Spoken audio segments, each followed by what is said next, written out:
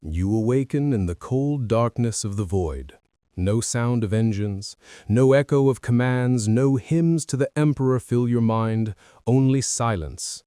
In this moment, you realize the true horror of deep space is not the enemy, but the absence of life itself. The silence feels wrong, an absence your mind keeps chasing, like a missing tooth your tongue can't stop finding. My name is Lucian Vaynar, Lieutenant Commander of the Imperial Navy vessel Righteous Indignation. Once she was a proud dictator-class cruiser, 3 centuries loyal to the Emperor of mankind before I ever stepped aboard. For 12 long years, I served with unwavering discipline, forged by the unforgiving academies of Baka, where duty and precision were bred into every officer. Yet here, adrift in the endless void, something has gone terribly wrong. On Baka, they teach you that hesitation is heresy and efficiency is prayer. Every command, every maneuver carries the weight of faith, and failure is a sin against the Emperor of mankind himself. I knew the price of every decision. I bore the sacred duty of guiding 40,000 souls through the warp's malevolent tides, where reality itself screams and the shadows whisper blasphemies.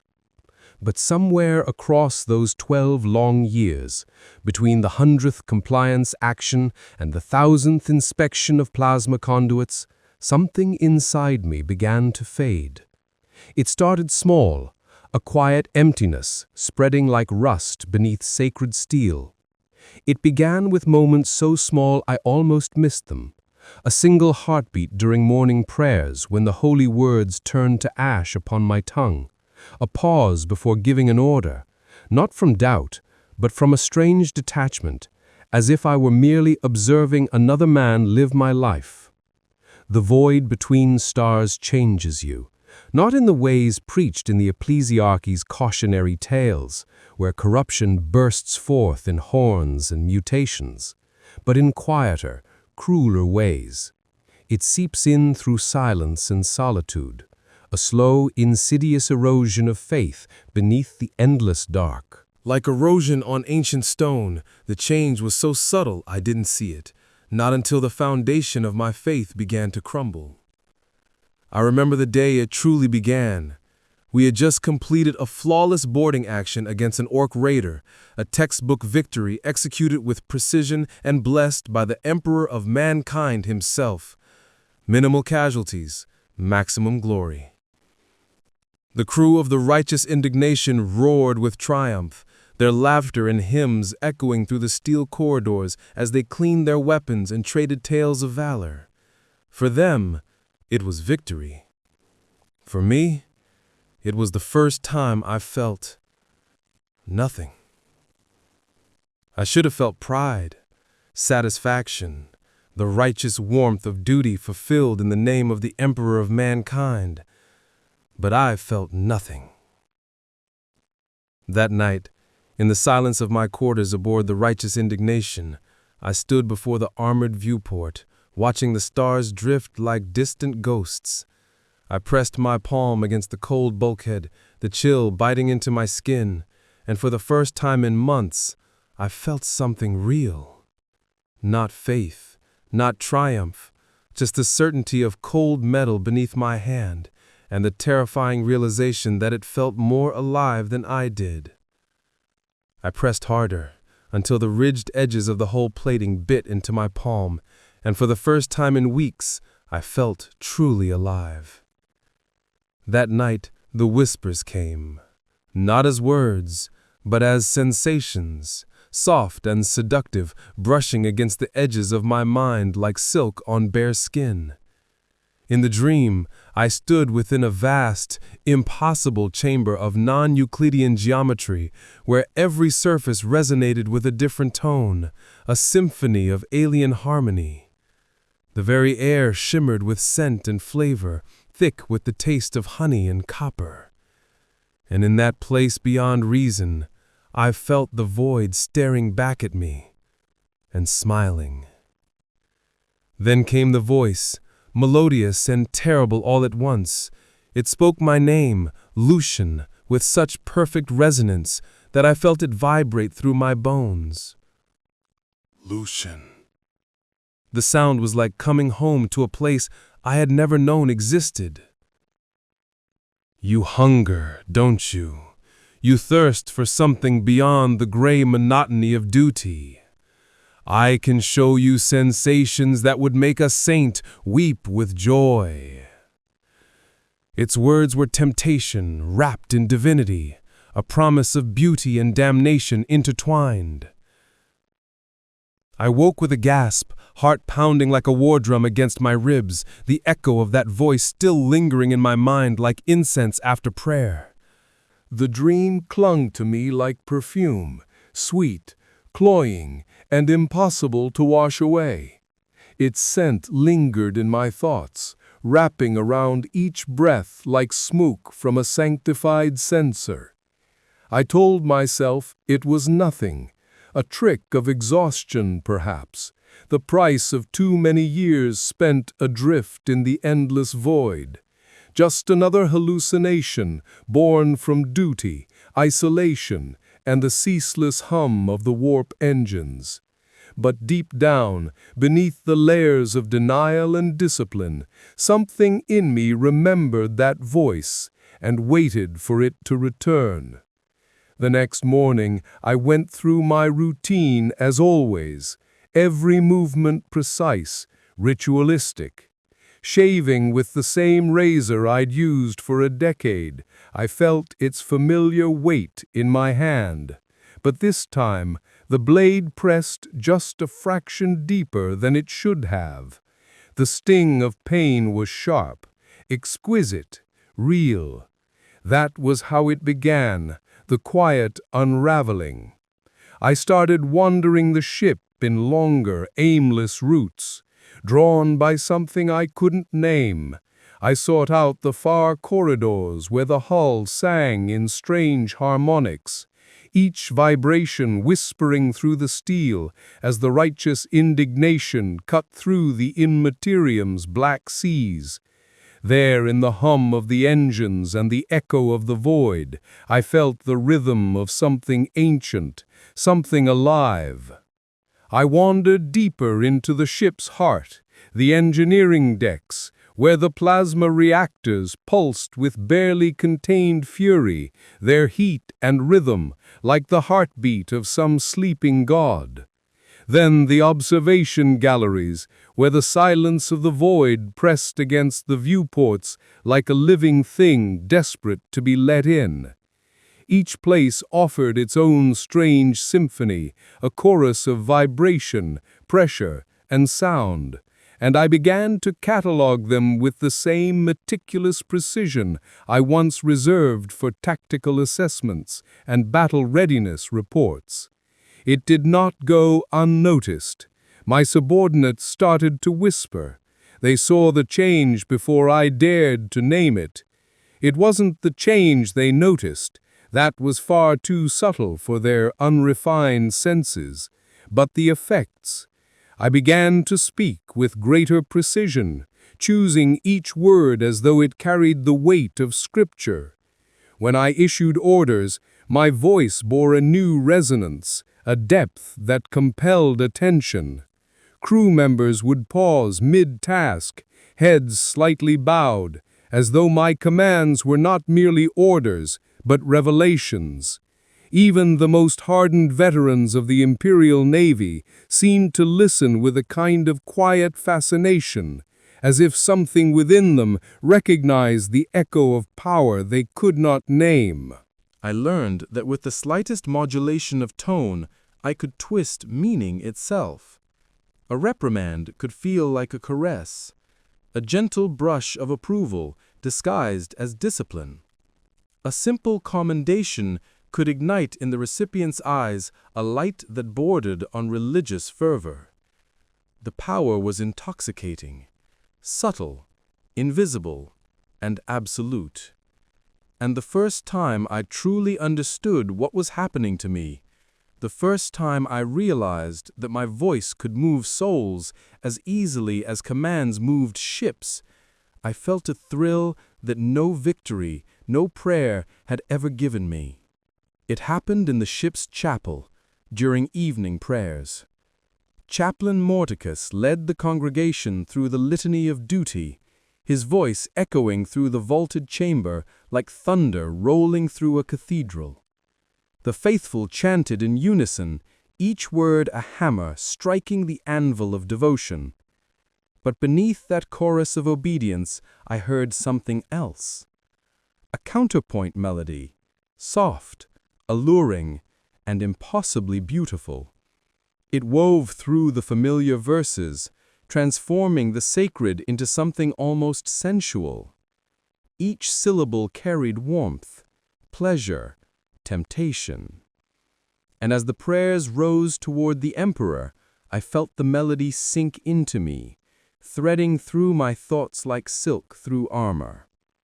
The incense, once the scent of sanctity and solemn tradition, now carried undertones of exotic spice and forbidden delight. What had once been holy now stirred something entirely different within me. I looked around at my fellow officers, faces locked in rigid reverence, lips murmuring devotion, and knew, with chilling certainty, that I alone could hear the hidden melody and smell the phantom fragrance curling through the air. The realization should have terrified me. Instead, it sent a thrill of anticipation racing through my veins so intense that my hands trembled against the polished brass of the pew. That night, I did not dream of the emperor. That night, I made my first conscious decision to embrace the change. No longer a passive observer of what was happening within me, I became its willing participant. Back in my quarters, the air still carrying the faint hum of the ship's plasma conduits, I began my experiment in sensation. Every movement was deliberate, every breath calculated. I started with the simplest of things. The texture of my uniform's fabric against skin made hypersensitive by anticipation. The shifting play of lumen light along the bulkhead where shadows seemed to move with intent, whispering shapes into existence that defied rational thought.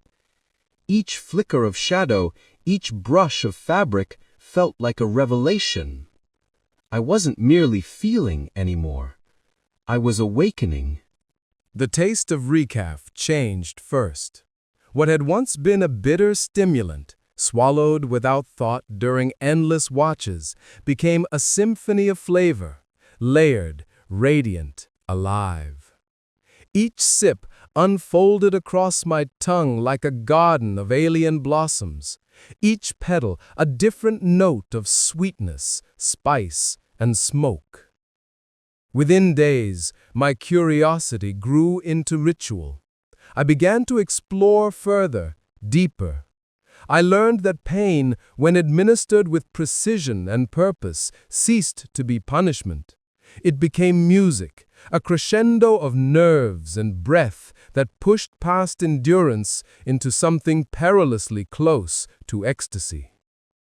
The stylus bit into my palm until crimson welled up, a perfect droplet glimmering in the cabin light. The edge of a data slate traced a shallow line across my wrist, and I watched with fascination as pain bloomed into color, a crack in the gray monotony of existence. Through that fracture, the world seemed suddenly vivid, alive, intoxicating. But it was not enough. It was never enough. The whispers that had once haunted my dreams now bled into my waking thoughts, curling through my mind like smoke. They spoke in half-remembered promises, in tones that made duty taste like ash and pleasure feel like truth. The voices spoke of pleasures that went beyond flesh, ecstasies that reshaped reality itself. They painted visions of mortals who had walked this path before me, Men and women who had shed the chains of duty and ascended into forms both magnificent and terrible. Their words shimmered in my mind like forbidden scripture, every syllable a caress against the soul. They were never forceful, never cruel. The whispers were patient, enticing, and endlessly generous, not commands, but offers. Each promise felt like a gift wrapped in light and longing, waiting only for my consent to be unmade and remade anew. They understood that true corruption, the kind that endures across centuries, must be born from within. No daemon's roar or sorcerer's spell could rival the quiet infection of the soul.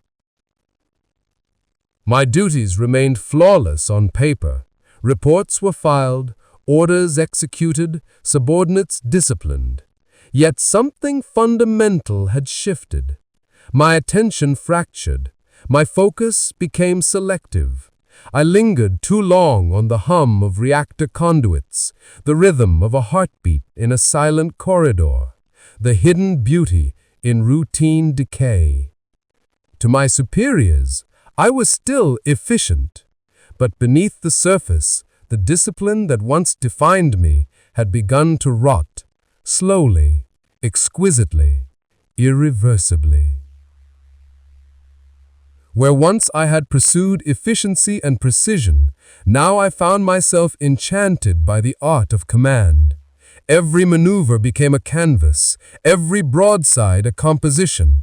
The elegant curve of an attack vector, the synchronized thunder of our batteries. These were no longer mere tactics, but expressions of beauty. I began to judge actions not by their strategic worth, but by their aesthetic perfection, the harmony of motion, the symmetry of destruction. The battlefield, once a place of duty, had become my gallery, and I its devoted curator. The symphony of destruction became my obsession.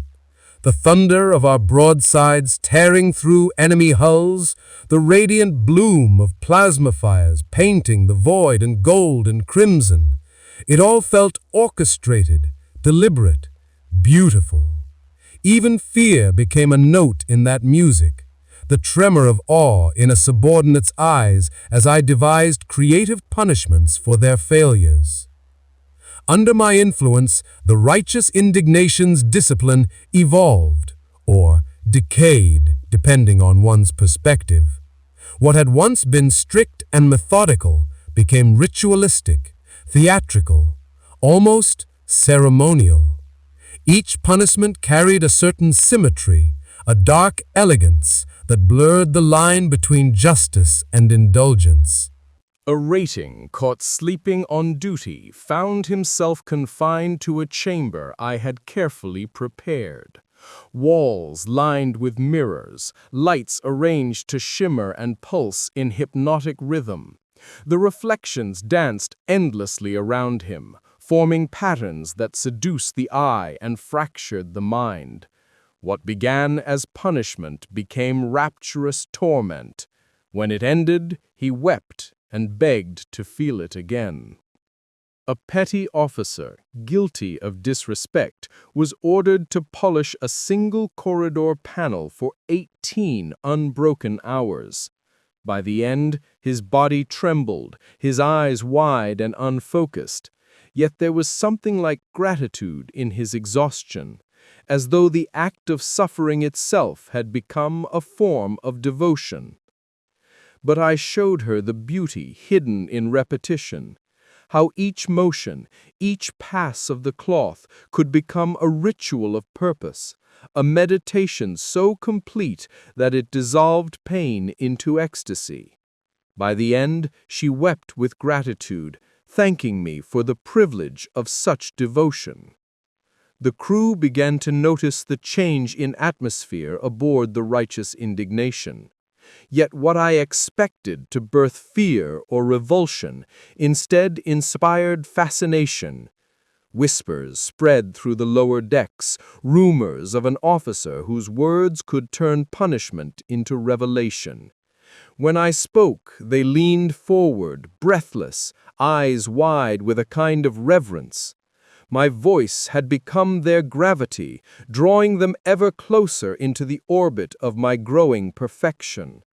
When I walked the corridors, the usual murmur of conversation fell into silence, not out of discipline, but from hungry anticipation. Faces turned toward me with worshipful intensity, each crew member desperate for acknowledgement, for the fleeting grace of my attention. They vied for favor. Who could serve best? Who could suffer most beautifully? Who could draw from me a word, a glance, a touch? It was then I understood. Whatever had taken root within me was spreading. My very presence had become narcotic, a living addiction that clouded judgment and consumed loyalty. And instead of horror, I felt a surge of dark joy, a thrill so pure and vast it nearly broke through my practiced composure.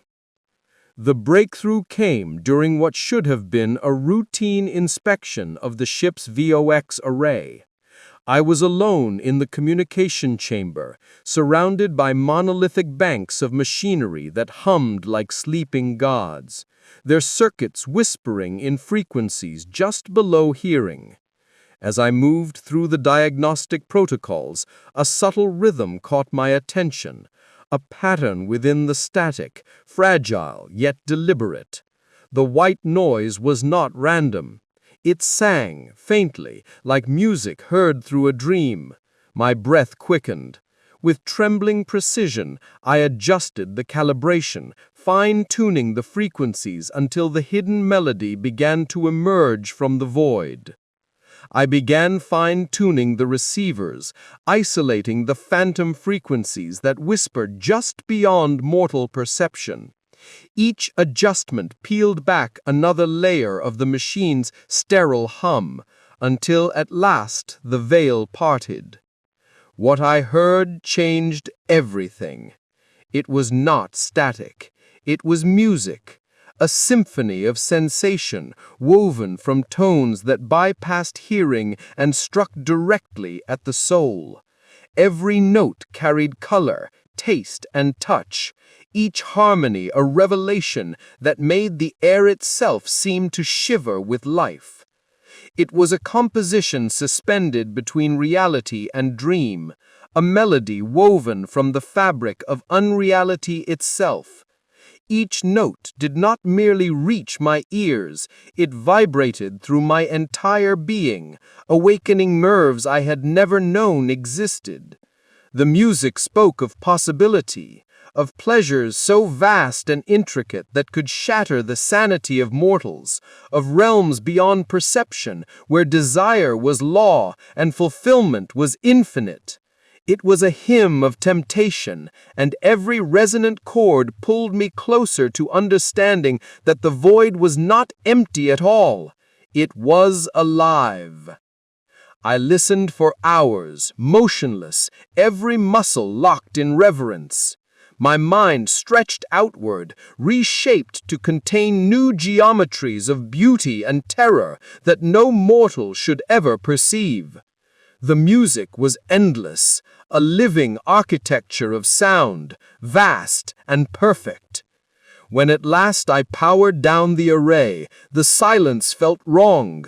The ship's corridors, the faint hum of engines, the disciplined rhythm of life aboard the righteous indignation, all of it seemed flat, colorless, stripped of meaning.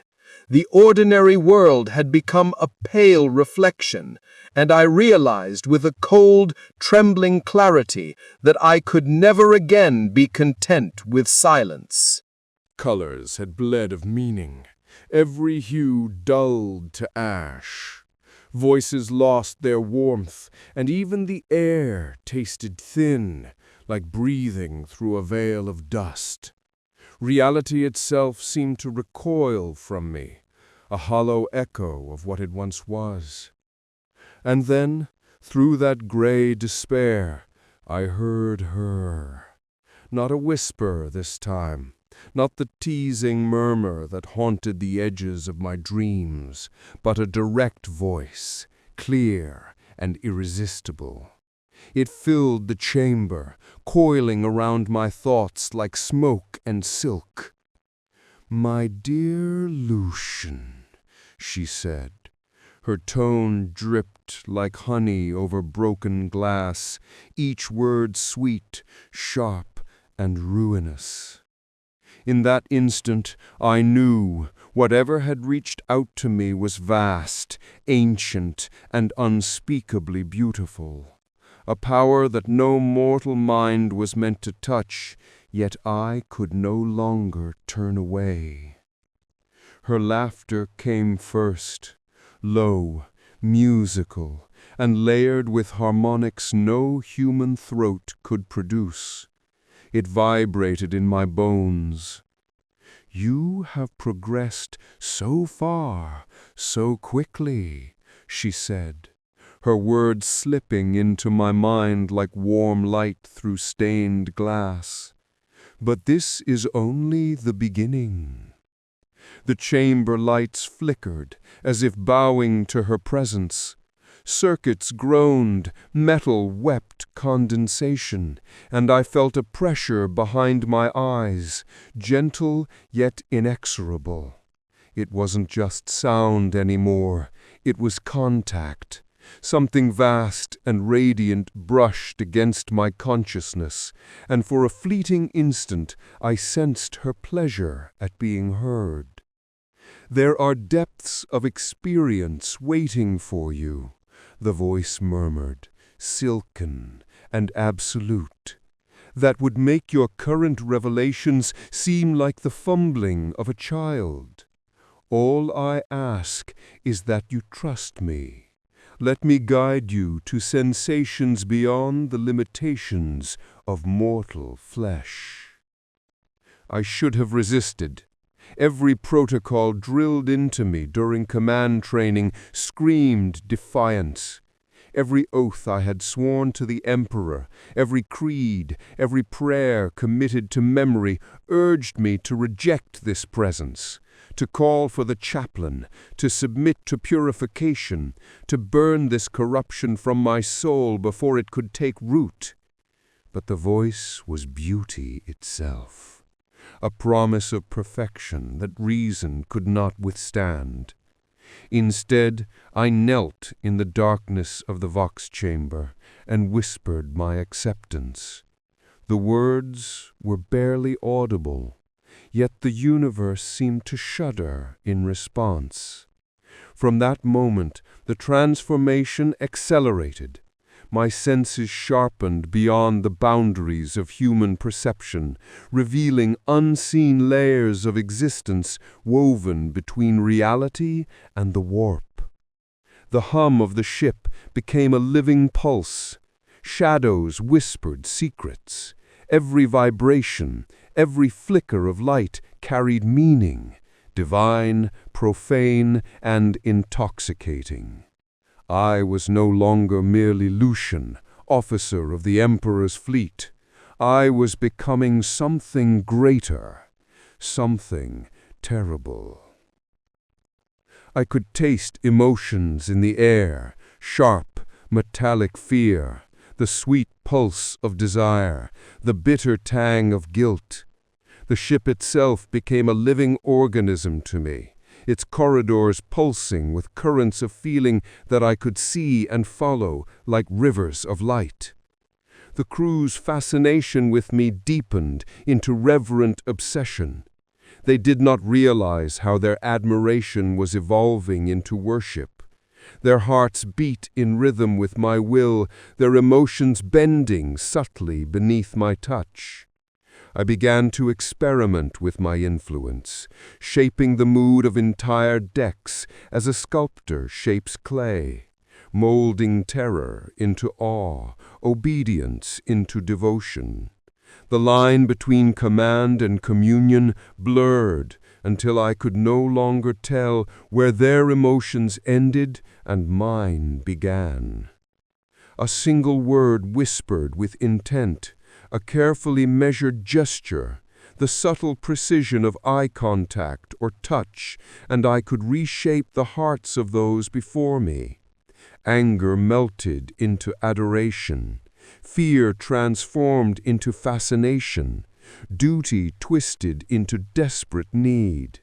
It was no longer command, it was art, emotional alchemy, turning obedience into worship with nothing but will and presence.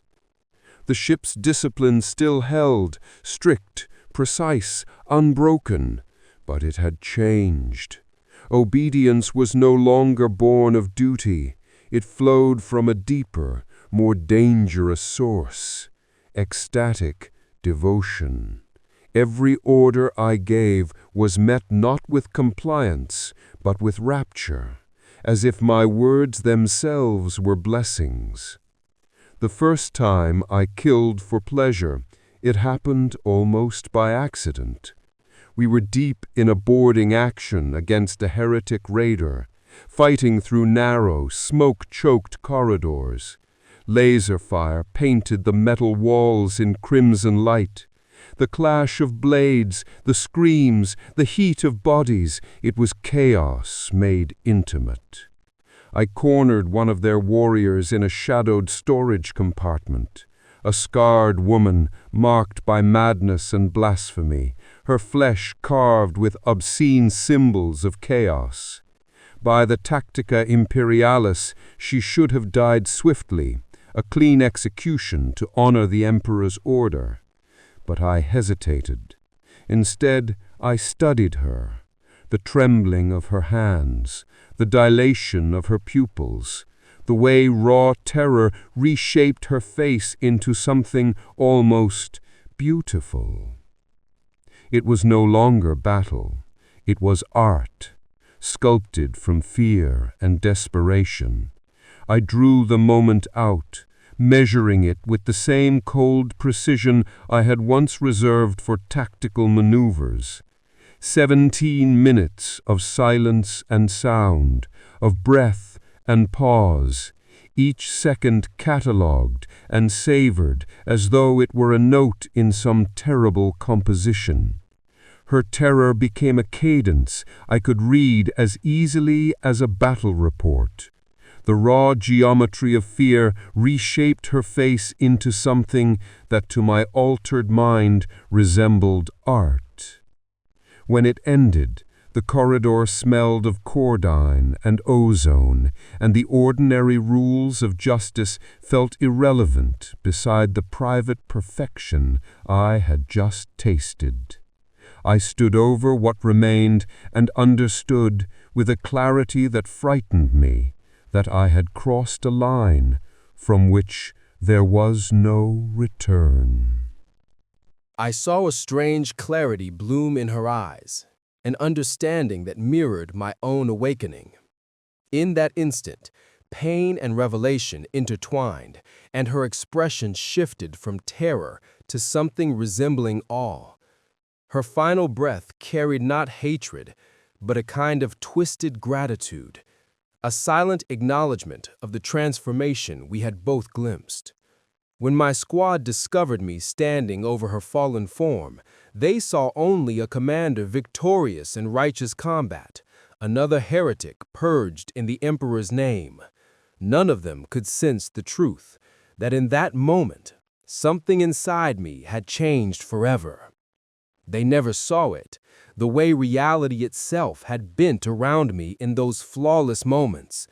How the thin veil between self and cosmos dissolved into something vast and intoxicating. What began as revelation soon became addiction. I started to chase that impossible clarity, seeking it in every battle, every breath, every flicker of pain or beauty I could find. Ordinary sensation lost all meaning.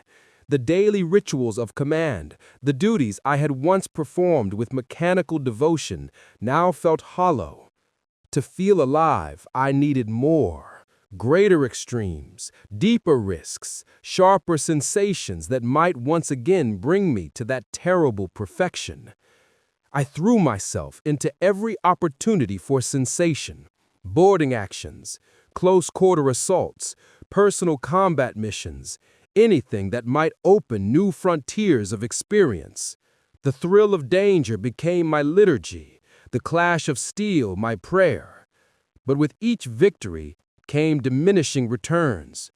Every kill that once sent me spiraling into rapture now brought only a faint echo of the pleasure I craved. What had once been divine revelation became merely pleasant.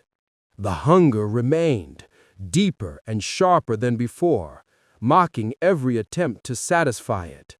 I needed more, always more. What had begun as curiosity became an endless escalation, each revelation promising fulfillment, yet leaving only a deeper, hungrier void in its wake. My quarters transformed into both a laboratory and a shrine, a place where duty gave way to devotion, to myself, to the change taking root beneath my skin. I surrounded myself with mirrors, arranged to capture every angle of my reflection.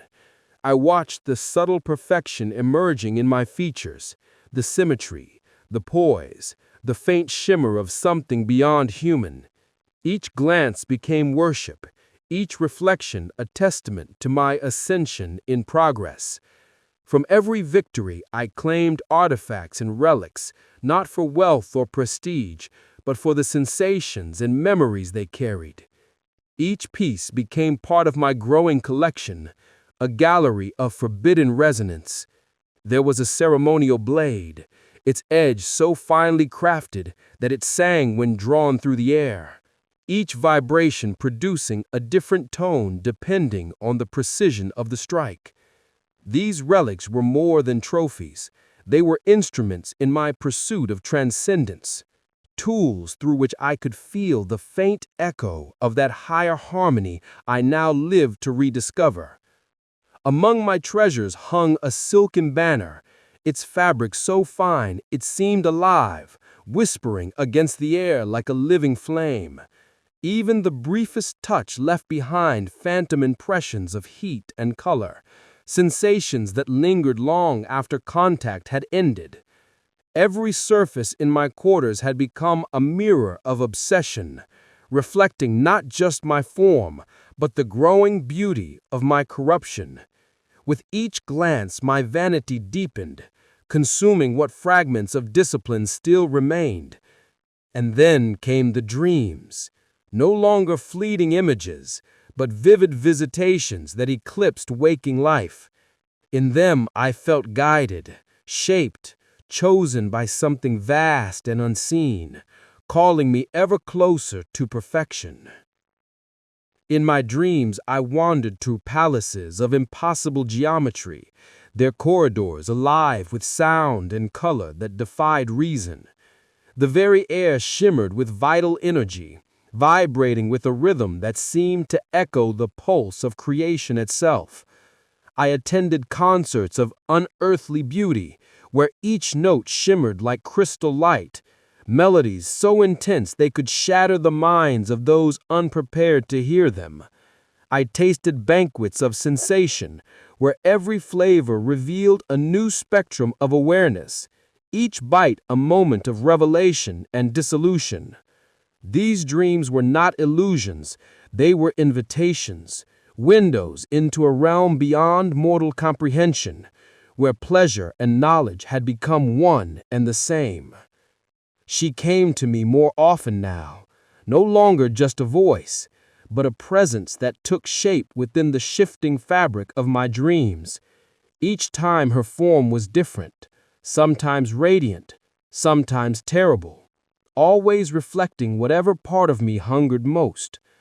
Her appearances blurred the line between worship and revelation, and with each visitation, the boundary between my thoughts and hers thinned. She no longer whispered from the void. She walked beside me, her essence woven through every breath, every heartbeat, every moment of silence aboard the ship. She sometimes appeared as a woman of impossible beauty, her skin pale as starlight reflected on void glass, her eyes containing the silent gravity of entire galaxies. Other times she became something formless, yet intimate, a shifting pattern of thought and sensation that brushed directly against my mind, bypassing flesh and language entirely. "You understand now," she whispered during one particularly vivid visitation. "The universe was never meant to be endured. It was meant to be felt." Her words lingered long after I awoke, echoing through the steel corridors of the ship like a hymn to something vast, radiant, and utterly forbidden. The Emperor promises you salvation through suffering, through the denial of self, through the gray monotony of endless duty. Her voice dripped like molten gold into my thoughts, rich and poisonous. And what has that brought you? What joy have you found in his hollow service? What beauty in his silence? The air trembled. Every word carried both warmth and pain, as if the universe itself leaned closer to listen. "I offer you something infinitely greater," she continued. "Not the withering of the soul, but its awakening, the complete realization of every potential within you, every hunger, every dream, every note of the song that is you. Pain and pleasure, creation and destruction, every boundary dissolved into one perfect, endless moment." I tried to speak, to defend the vows I had lived by, but the words died before reaching my lips. How could I deny her truth when I had already tasted eternity in her gift? One fleeting instant of that forbidden ecstasy had nourished my soul more deeply than decades of hollow faith and duty ever could. The corruption no longer confined itself to dreams or stolen moments of solitude. It had begun to bleed into my waking life. At first, it was subtle, a flicker beneath the surface of my words and gestures. But as my confidence grew, so too did its presence. During tactical briefings, my voice took on a rhythm that turned strategy into art, each word flowing like verse woven from purpose and persuasion. What should have been debate became devotion. Seasoned officers found themselves nodding in agreement to plans they might once have challenged, not through reason, but through something deeper, almost hypnotic. Their rational objections melted away, dissolved by the heat of my inexplicably persuasive words. I soon realized that my influence extended beyond emotion. It could reshape perception itself. With the right cadence, the proper gesture, I could conjure visions in the minds of others. A lowly rating might glance down a steel corridor and behold flowers unfurling in impossible bloom, petals of light and color bursting from cold metal, swaying in a wind that did not exist. These hallucinations were confined to their eyes alone, yet to them they were more real than the bulkheads that surrounded us. A tech priest would hear divine harmonies woven within the machine spirit's hum, notes of impossible purity that drove her into fits of rapture. She toiled for days without rest, desperate to capture those phantom melodies in her hymns and calibrations, convinced that the Omniscience himself had revealed a higher truth through her circuits. These manifestations were always subtle, always deniable, the kind of miracles that could be explained away as fatigue, overwork, or the fever of devotion. Yet beneath their surface, I could feel the rhythm of something vast, stirring, testing the boundaries of mortal perception through my unwitting disciples. Anyone else might have dismissed the visions as fatigue, stress, or the mind's natural decay after too many months in the cold silence of the void. But I knew better. The truth was far darker. Reality itself had begun to bend around my presence, subtle at first, like a shimmer in the air, then unmistakable. My will had become a gravity of its own, warping the world in ways both exquisite and terrifying. The ship began to change beneath my influence, its corridors pulsing with strange vitality, its metal skin humming with echoes of something alive and listening. The crew spoke of odd lights, phantom whispers in the comms, sensations of being watched even when alone. They feared the void, but the void no longer frightened me. It obeyed me. The ship's once sterile corridors began to change beneath my gaze. The cold metal walls seemed to breathe, their shadows growing deeper, richer, more inviting. Even the acoustics shifted. Every footstep, every whisper resonated with a subtle harmony that felt unnaturally beautiful, as if the vessel itself had learned to sing. The chapel's incense began to change, its familiar scent deepening into something richer, more intoxicating, a fragrance that turned prayer into celebration. Even the ship's food synthesizers, bound by sterile programming, began to produce meals of impossible complexity, each flavor layered with subtlety that no machine should have known. My fellow officers grew restless in ways they could not name. They began to compete for my attention, their discipline fraying at the edges of admiration and desire. Some lingered after briefings under the pretense of seeking clarification, their eyes betraying a longing they could not explain. I found their devotion exquisite. They started adopting small changes in their appearance and behavior, unconsciously mimicking aspects of my own transformed presence. Lieutenant Cyaxes began wearing her hair in a style that framed her face more attractively. Ensign Vor adjusted his posture, adopting the same languid poise I had cultivated without realizing it. Even the way they spoke began to change. Pauses placed with deliberate elegance, tones softened into something almost musical. It was subtle at first, but soon unmistakable. A quiet contagion of grace spreading through the crew, reshaping them in my image. When I caught glimpses of them reflected in the polished metal of the corridors, it was like watching the echo of my own gestures ripple outward through 100 imperfect mirrors. I should have been horrified. Instead, I felt a surge of pride.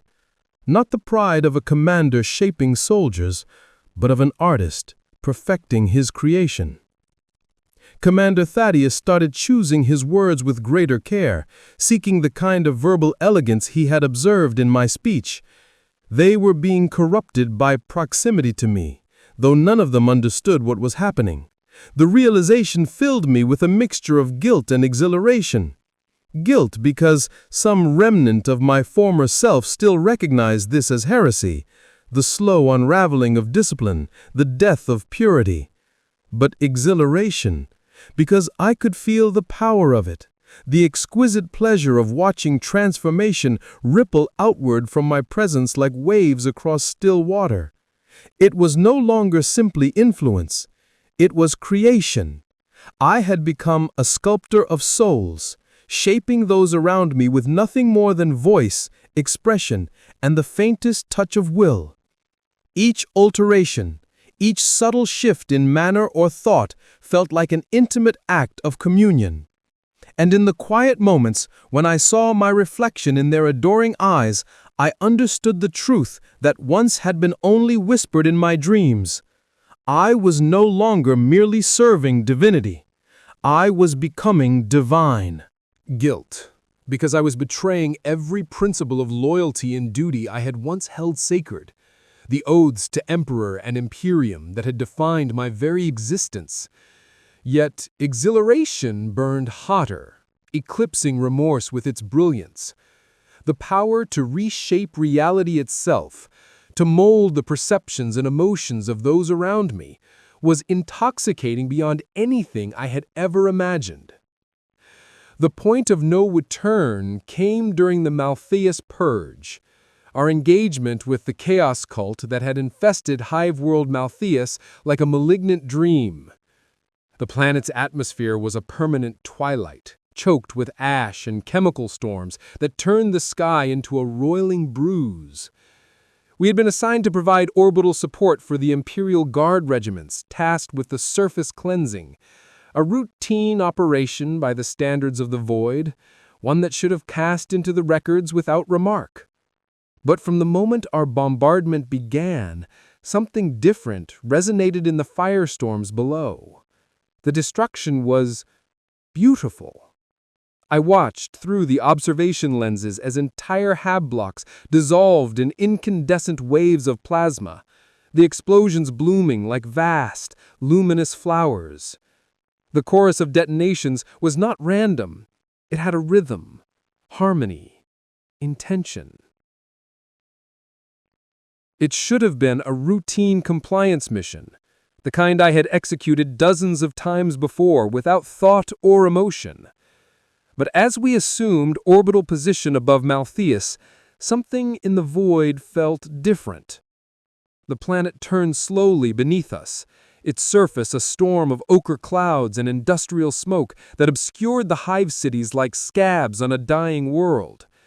Yet beneath that pall, I could feel the presence of the cult we had come to eradicate, not as a tactical abstraction, but as a living pulse, rhythmic and alluring. The moment our bombardment protocols came online, a vibration rippled through the ship's structure, subtle, harmonic, almost musical. I stood before the Strategium's main viewport, watching the first lance strikes carve glowing scars into the planet's crust, and realized that the cadence of our attack matched the rhythm I had once heard in the Vox chamber. Every detonation below became a note in an unfolding symphony of annihilation, resonating perfectly with the melody that had haunted my dreams. My crew operated with flawless efficiency, unaware that they were instruments in something far greater than military precision. I felt the bridge tremble, not from recoil, but from a deeper resonance, as if the ship itself were singing in harmony with the destruction it unleashed. As the shuttle descended through the poison skies of Malthus, the resonance grew stronger, a vibration that bypassed hearing entirely and thrummed directly through my bones. The storm clouds were thick with ash and chemical vapor, painting the horizon in bruised purples and molten golds. Lightning flickered in slow, lazy arcs, illuminating the twisted geometry of the hive towers rising from the miasma below like blackened spires of glass. When we finally breached the upper atmosphere, every instrument on the shuttle began to flicker and hum in dissonant harmony, as though the very air carried an unholy rhythm. The crew murmured nervously, glancing between failing readouts and my expression. I said nothing. I was enraptured. The deeper we descended, the clearer the pattern became. Not random interference, but deliberate design. The hive was singing. When we finally touched down on a landing platform slick with rain and soot, the sound resolved into something almost intelligible. A choir of countless voices whispering the same note, sustaining it beyond the limits of breath or sanity.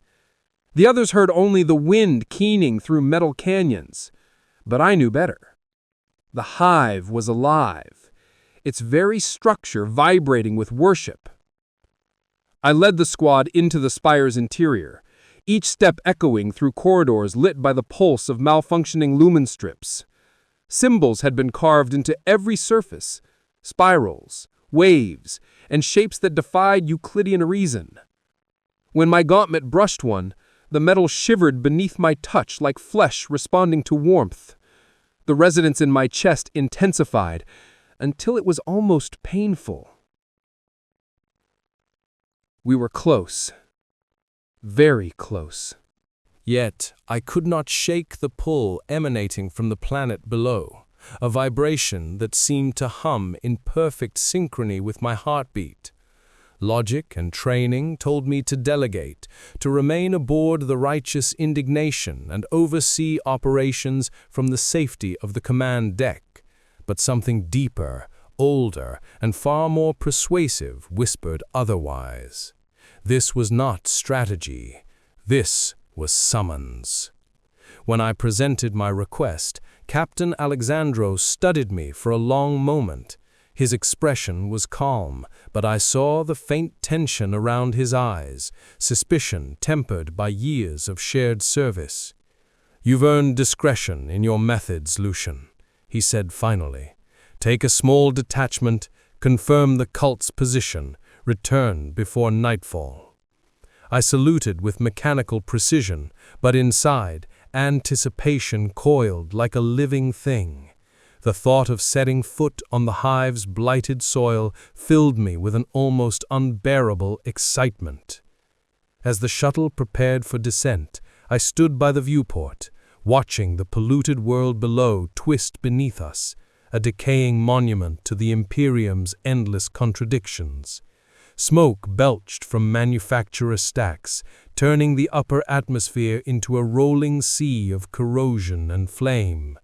Through the haze, the spires of Hive Malthaeus pierced the clouds like the bones of a dying god. I told myself this mission was duty, an act of service to the Emperor and to order. But as the engines roared and the deck trembled beneath my feet, I knew the truth. I was not descending to Malthaeus. I was descending toward destiny. The gunship shuddered as it cut through the upper atmosphere, its hull groaning beneath the pressure of Malthaeus's corrupted skies. Lightning flared across the crimson clouds, illuminating the faces of my squad in brief, strobing flashes. Eyes wide, expressions taut with mingled fear and devotion I had so carefully cultivated in them. They no longer looked to the Emperor for reassurance. They looked to me. Through the cockpit viewport, the Hive City rose from the storm like a mountain of metal and madness, spires twisted by centuries of neglect, their surfaces crawling with rust and luminous fungus. The Vox crackled with interference, carrying whispers that no one but I seemed to hear. They weren't words, not yet, but harmonics. Inviting harmonics, threads of sound that tugged at the edges of my mind like silk cords. When the pilot spoke, "Approaching designated landing zone, Commander," her voice sounded distant, muffled beneath the melody calling from below. I gave the order to proceed. The Valkyrie's thrusters flared, kicking up storms of ash as we descended onto a decaying platform overlooking the Hive's upper reaches. The air outside was thick with chemical rain, the droplets sizzling where they struck armor and plating. I stepped out first, the storm wrapping around me like a living thing, and felt the hum of the hive beneath my boots, a vibration that resonated perfectly with the rhythm of my pulse. My soldiers followed in disciplined silence, though I could feel their unease. To them, the city was a ruin. To me, it was alive, pulsing with unseen energy, waiting for its true master to arrive. I ordered, "Spread out." I ordered, "Spread out," softly, my voice carrying effortlessly through the Vox. "Find the source of the signal." They obeyed at once. Of course they did. My words had become more than commands. They were scripture. Its foundations vanished into a churning sea of smog and ash, the air so thick with pollutants that even the sunlight arrived bruised and dying. The city had once been a marvel of imperial industry, a shining beacon of productivity and devotion. Now it was a carcass, hollowed by centuries of exploitation and neglect. Machinery still churned in the depths, but its rhythm had changed, warped into something almost organic, as though the hive itself still struggled to breathe. From our landing platform, I could see the spires leaning inward, their skeletal structures bound by cables and walkways that swayed in the chemical wind. Rivers of industrial runoff bled down the hive's outer shell, glowing faintly with bioluminescent decay.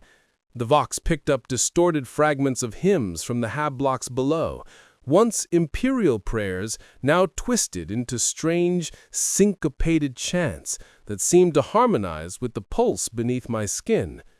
"Sir, readings are inconsistent," Sergeant Havel reported, adjusting his auspex. "There's movement down there, lots of it, but no heat signatures, no life signs. It's like the ground itself is alive." I finished for him, my voice little more than a whisper. He looked at me, startled, perhaps thinking I was joking, but I could feel it. The entire city was resonating with the same frequency that had called to me from orbit. Each vibration carried meaning just beyond human comprehension, a pattern of sound and sensation that teased the edges of revelation. "This is where we begin," I said, stepping forward as the storm coiled around the hive like a living shroud. "Stay close. The air is deceptive here." And as we descended into the labyrinthine depths of Maltheus Prime, the city's voice grew louder, not in volume, but in intimacy, as if it were whispering directly into the hollow spaces of my soul. The deeper we climbed into Spire Luxuria, the less sense the structure seemed to make. Corridors bent in ways that mocked geometry, their walls merging seamlessly into vaulted ceilings of mirrored glass and pulsating metal. The air was thick with incense and decay, a perfume both intoxicating and nauseating, as if holiness itself had curdled. At first, the signs of cult activity were subtle: defaced imperial icons, wax-sealed altars bearing offerings of flesh instead of coin, murals painted in shimmering pigments that seemed to move when unobserved. But the higher we ascended, the more deliberate the corruption became, artistry overtaking madness. Columns sculpted in the likeness of entwined bodies supported balconies draped in silks that shifted color in the dim light. Statues once meant to honor the emperor had been reshaped into androgynous figures of impossible beauty, their features both angelic and obscene.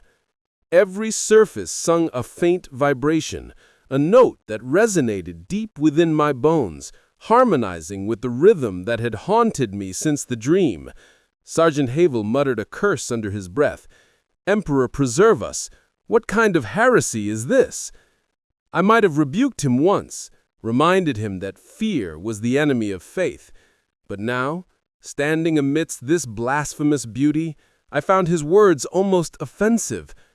Heresy? No. This was transformation, the raw truth of existence laid bare, stripped of the Imperial's gray denial. "Stay focused," I said quietly. "The source is close." Even as I spoke, I felt it, a pulse that wasn't just energy, but awareness, growing stronger with every step we took toward the spire's summit. The walls seemed to breathe, the lights dimming and flaring in time with my heartbeat.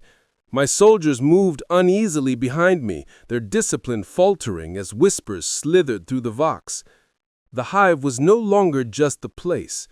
It was a presence, and it knew we were coming. Everywhere I looked, memory and reality seemed to blur. The marble halls and golden balconies that once symbolized imperial opulence had been reshaped into vast, undulating chambers that felt alive. Pillars twisted into organic forms, their veins glowing faintly beneath translucent stone. Curtains of silk hung like shed skin, and the air shimmered with incense, so thick it seemed to breathe with us. The cult had labored with a devotion that bordered on divine mania. Frescoes of saints and martyrs had been reworked into scenes of metamorphosis, human forms dissolving into light, flesh unbound by bone, ecstasy rendered in impossible color. The symbols of the Imperium were still visible beneath the new art, but only faintly, like fossils buried in coral. My soldiers moved in silence, their weapons raised, but their gazes drawn inexorably upward. Even the most disciplined among them faltered here, their training useless against the awe that saturated the air. This place wasn't simply built, it was worshipped into being. I felt it too. Every ornament, every curve of the architecture resonated with something deep within me, something that recognized this vision before thought could intervene. These were the shapes from my dreams, the same arches of light, the same flowing forms that had danced at the edge of my consciousness for months. Sergeant Havel's voice came through the vox, low and uncertain. "Sir, are we sure this is a cultist stronghold? It looks beautiful," I finished for him, my tone sharper than I intended. He hesitated. "Wrong, sir. It looks wrong." But I could no longer tell the difference. The longer I stood there, the more the world around me began to hum in perfect synchrony with my thoughts. The spire was no longer just architecture. It was a message, a mirror. And somewhere above us, at the heart of this living palace, the author of that message was waiting. Their eyes no longer sought direction from command or faith in the emperor. They sought it from me. I could feel it in the way they breathed when I spoke, the subtle synchrony of their movements echoing my own. The sound of our boots striking the marbled floor no longer seemed like noise, but part of some ritual rhythm, as though the hive itself kept time with our hearts. We advanced deeper, our lights cutting through veils of incense and shadow. The walls pulsed faintly when my gaze brushed them, the carving shifting into suggestions of faces, bodies entwined in poses that defied both anatomy and shame. For a moment, I thought I recognized her among them, the same luminous figure who had haunted my dreams, half concealed in the curling stone. Sergeant Amon muttered a prayer under his breath. It was a meaningless sound, born of reflex, and yet it grated against the harmony of this place. I turned toward him before I realized what I was doing. He froze, eyes wide, his lips still shaping the last syllable. "Silence," I whispered. He obeyed instantly, not out of fear, out of devotion. When I looked away, I noticed how the incense thickened, swirling around us in slow vortices, catching the beam of our lights in iridescent motes. Somewhere beyond the next corridor, a sound rose, low at first, like the beating of immense wings, or the murmuring of 1,000 voices speaking in unison. It wasn't a threat. It was an invitation. I felt the presence again, closer now, vibrating through the floor beneath my boots, threading itself into my pulse. Every instinct told me this was the heart of corruption, the nexus of the cult's influence. And yet, instead of dread, I felt anticipation, sweet, almost holy anticipation. "Forward," I said. My voice carried through the vox like a benediction. "We are expected." The air shimmered with heat and incense, so dense it seemed to pulse in time with the distant beat of drums. The mirrors flickered as we entered, showing each of us not as we were, but as we could be, perfect, fulfilled, radiant with a beauty that transcended mortality. I saw one of my soldiers, Corporal Rain, fall to his knees before his reflection, tears streaming down his face as he reached for the impossible image staring back at him. The floor was slick with fragrant oils, and something darker beneath. Blood, fresh and glistening, arranged in intricate spirals that converged toward the center of the chamber.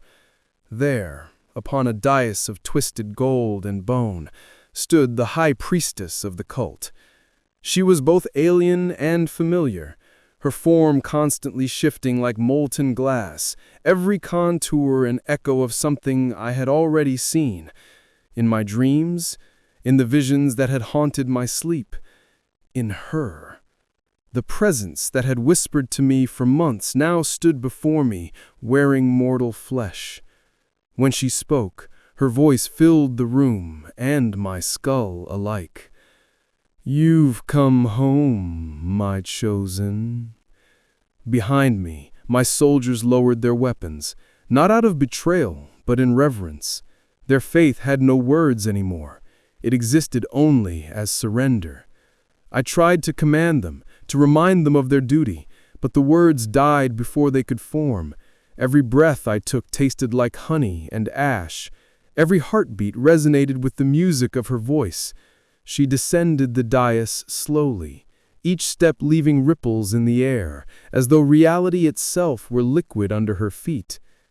You have walked the path of discipline and denial, and yet you found me waiting beyond it, she said. You have tasted creation in your dreams. Will you now drink from its source? The last remnants of my reason screamed at me to resist, to remember who I was, but when she extended her hand, trembling with promise and power, I knew resistance was already a lie. Its surface impossibly smooth, reflecting the chamber's distorted light like a pool of black water.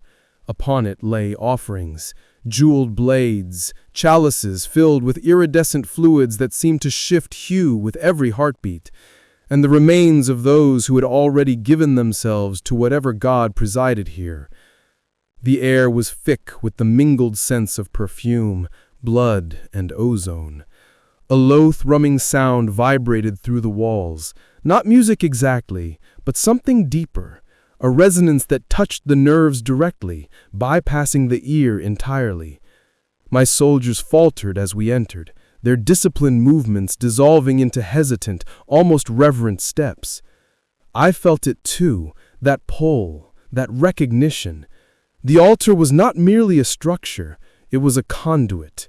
Energy radiated from it in invisible waves, harmonizing with the strange pulse in my own veins.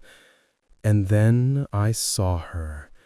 She stood behind the altar, draped in translucent veils that caught and refracted the strange light like oil on water. Her features were shifting even as I looked upon them, now divine, now monstrous, now utterly human. Her presence was overwhelming, every gesture charged with unbearable grace. "You've come so far," she said, her voice like a whisper and a symphony at once. "You have sought meaning in obedience, in violence, in pain, but meaning was never meant to be found. It is meant to be created." My heart was hammering. I knew her, or rather I had always known her. Every dream, every whisper, every ecstasy and terror had been her gift. The goddess of perfection through sensation, the whisperer of transformation, the one whose name no loyal servant of the emperor dared speak. Slaanesh. The name echoed in my skull like a lover's sigh. Behind me, I heard one of my soldiers fall to his knees, sobbing with rapture. Another began to laugh, high, breathless, beautiful laughter that bordered on screaming. I should have stopped them, but I couldn't. The priestess extended a hand toward me, her fingers glimmering with a light that was both divine and obscene. "You've already begun to change, my beloved," she murmured. "Let me show you what you were always meant to become."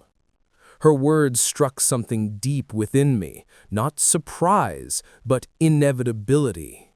It was as though the universe had been quietly conspiring to bring us together from the moment I first tasted ecstasy in the act of killing. The air between us shimmered with unseen energy, vibrating at a frequency only I could fully perceive. Her eyes, impossibly wide, shimmering with colors that no mortal iris should hold, locked onto mine. I could feel her thoughts brushing against the edges of my consciousness, like silk drawn slowly over bare skin. Around her, the kneeling cultists began to chant in a low, rhythmic pulse that matched the beating of my own heart. "You have walked the path of perfection alone," she continued, her voice both command and caress. But no soul reaches transcendence without guidance. You have already begun the ascent. We are here to help you complete it. I should have ordered my squad to open fire. I should have silenced the blasphemy before it could take deeper root. But the words caught in my throat, choked by the electric thrill that coursed through me at her every syllable. My soldiers stood motionless, their weapons raised but unsteady, eyes glazed, lips parted in silent awe. Each of them was feeling it too, that exquisite confusion between fear and fascination. The woman's presence was rewriting the room's reality, turning obedience into worship, hesitation into desire. The mirror-like altar behind her caught her reflection, and mine, but they didn't move in perfect synchronization. Our mirrored selves seemed to draw closer, merging in subtle, impossible ways. "You felt it already, haven't you?" she said softly, stepping closer until the scent of her skin filled the air like narcotic incense. The call beneath all duty, the rhythm of sensation that the false emperor denies you. You are not his servant, Lucian. You are mine. But the words refused to form. My mouth was dry, my tongue heavy as lead. The air itself seemed to resist speech, vibrating with some unseen pressure that made every breath feel like inhaling liquid heat. My soldiers stood frozen, weapons raised, fingers trembling on triggers, but none fired. Their eyes had gone glassy, reflecting the swirling lights that now danced faintly across the mirrored walls. The cult leader's smile deepened, a curve of knowing amusement that struck straight through my armor of discipline. "You feel it too, don't you?" she whispered. "The truth beneath the lies. The emperor teaches denial, but denial is stagnation. We were made for more." Her words slid through my mind like oil, coating every thought until duty and desire became indistinguishable. Behind her, the kneeling cultist began to move his one, swaying in a slow rhythm that matched the pulse of my racing heart. The sound of their chanting grew louder, layered, voices overlapping into harmonics that resonated in my bones. I tried to command, to speak the sacred words of the litany of purity, but what escaped my lips was not prayer, it was music. Low, haunting, perfect. The heretics echoed it, their voices merging with mine until the boundaries between us began to blur. A single thought cut through the haze. This is wrong. But even that awareness came laced with pleasure. The wrongness was exquisite, intoxicating in its beauty. For the briefest moment, I understood how easily faith could be inverted, how devotion could twist into worship of the very thing it was meant to resist. The woman stepped closer until she stood within arm's reach, her presence overwhelming. I could feel her breath against my skin, sweet and electric. "You have already crossed the threshold, Lucian," she said, her voice a melody of inevitability. "Do not waste your awakening on guilt." I reached out, my hand trembling despite the certainty that had taken root in my mind. The moment my fingers brushed the altar's surface, a shock ran through me. Not pain, but recognition. The shifting symbols pulsed with light that wasn't light, radiance that seemed to bypass my eyes entirely and pour straight into my mind. Visions exploded behind my eyelids, endless palaces of living color, bodies intertwined in ecstasy and agony, indistinguishable from one another. Stars collapsing into blossoms of impossible beauty. I saw myself among them, becoming them, my form dissolving and reforming with each pulse of the cosmic rhythm. Behind me, I heard my squad collapse to their knees. Some of them were weeping, others laughing, all of them whispering my name like a prayer. The cultists' chant merged with theirs until it became one continuous wave of sound, filling the sanctum and vibrating through the metal bones of the spire. The woman's voice rose above the noise, triumphant and tender at once. "You see now, don't you, beloved of Slaanesh? You were never meant to serve a corpse on a throne. You were born to create, to feel, to transcend." Her words unlocked something deep within me.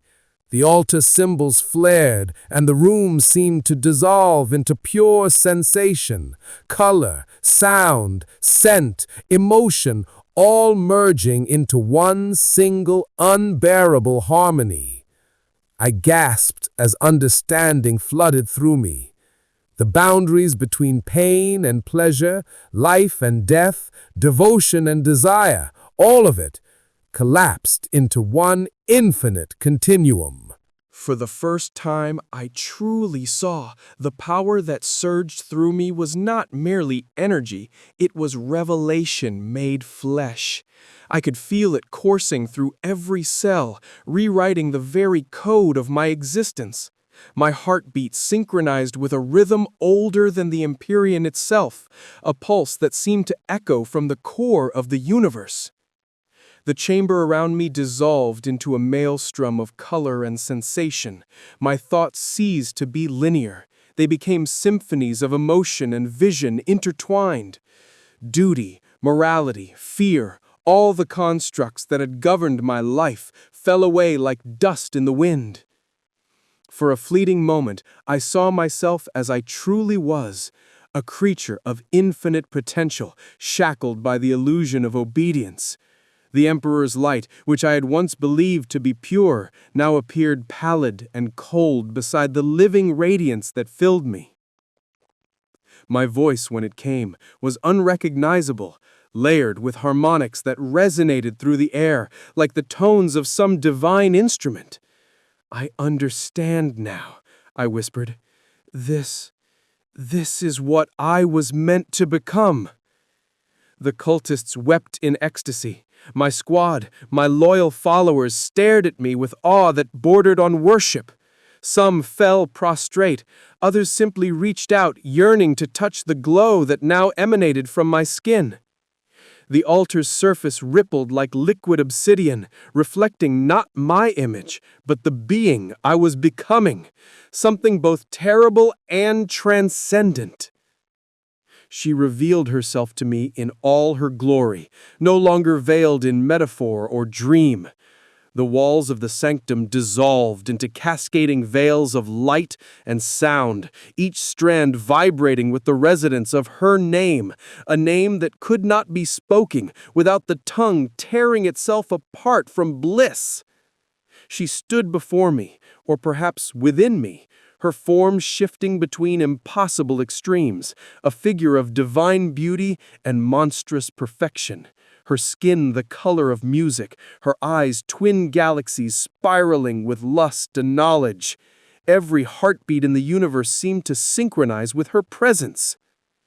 "You have done well, my Lucian," she said, her words threading directly into my mind, bypassing mere hearing. "You have walked the narrow line between devotion and desire, and you have not fallen, you have ascended."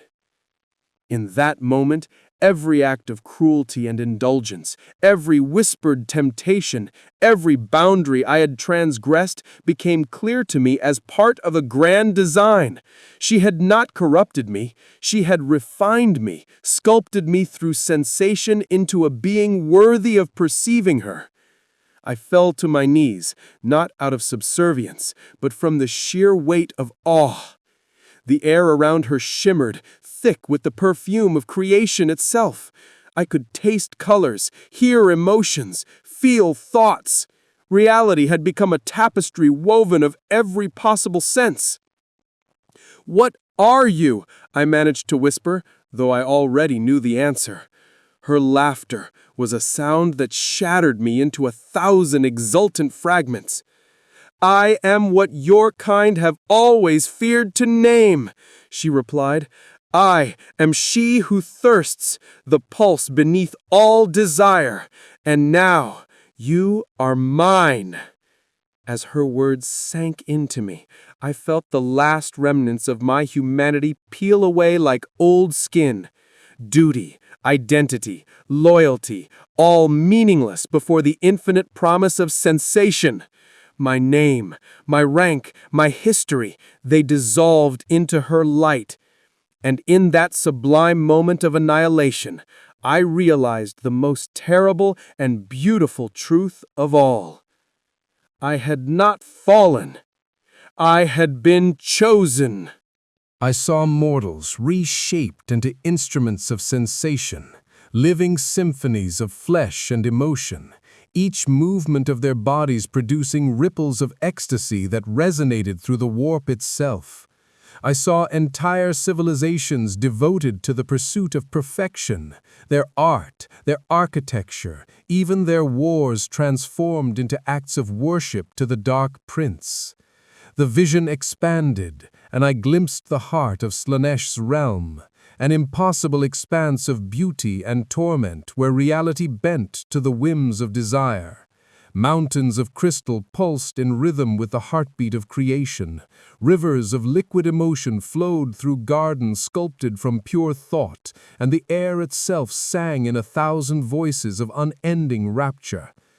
There were shapes that defied comprehension, beings whose forms were too exquisite and terrible to belong to any mortal plane. Each was a reflection of Slaanesh's will, manifestations of temptation, elegance, and ruin. They danced across the horizon in patterns that fused ecstasy and agony until the distinction between them ceased to exist. And through it all, I felt her presence, vast and intimate, consuming and tender. She guided my vision with a lover's hand, whispering truths that transcended sanity. "Do you see now, my Lucian?" she murmured, her voice threading through every atom of my being.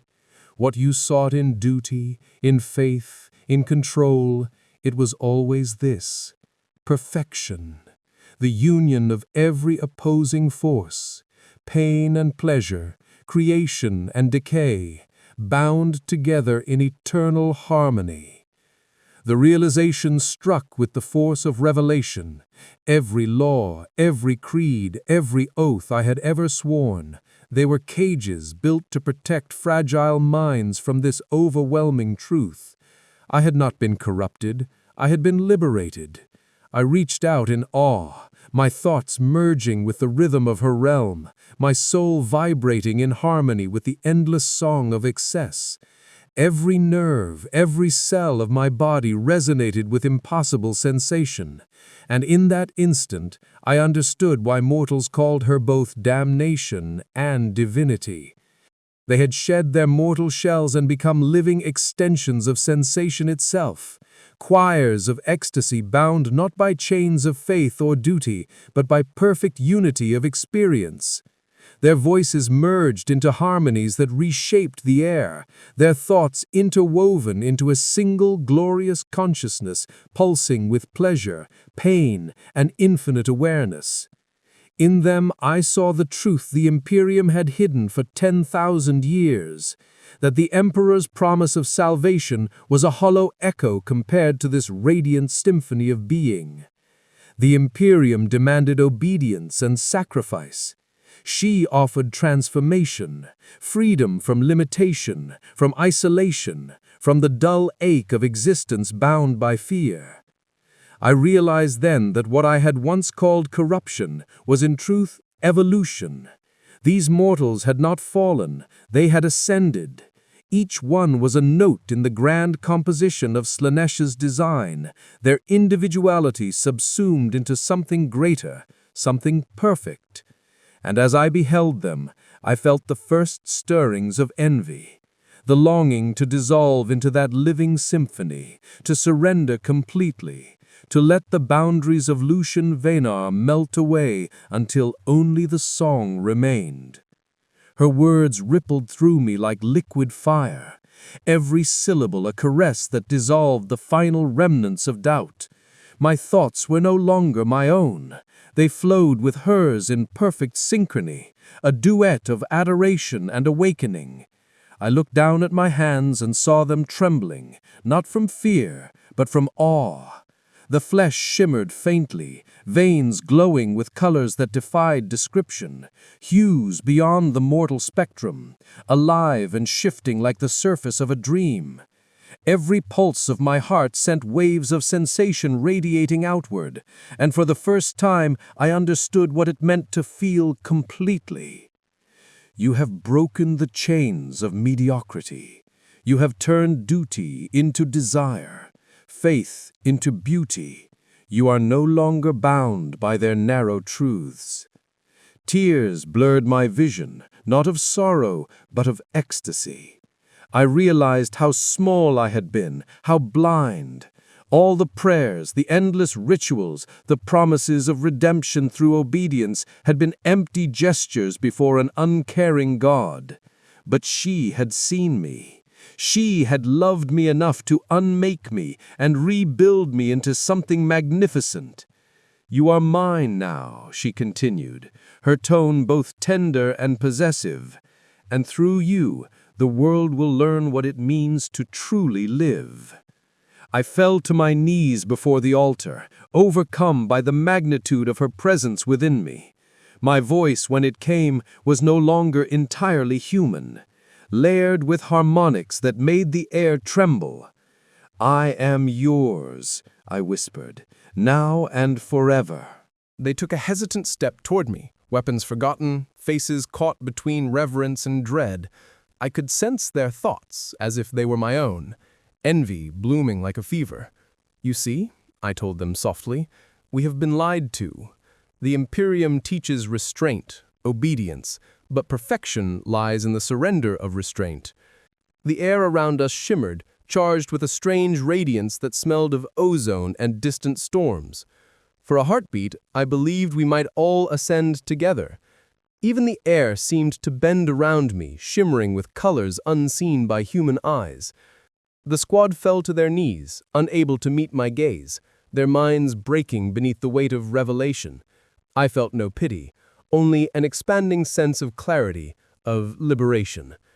Every pulse of my heart resonated with the rhythm of the universe itself, and I knew that I could never again serve a master as small as the Emperor. They trembled at my words, caught between horror and yearning. I could feel the battle within them, faith struggling against the irresistible pull of revelation.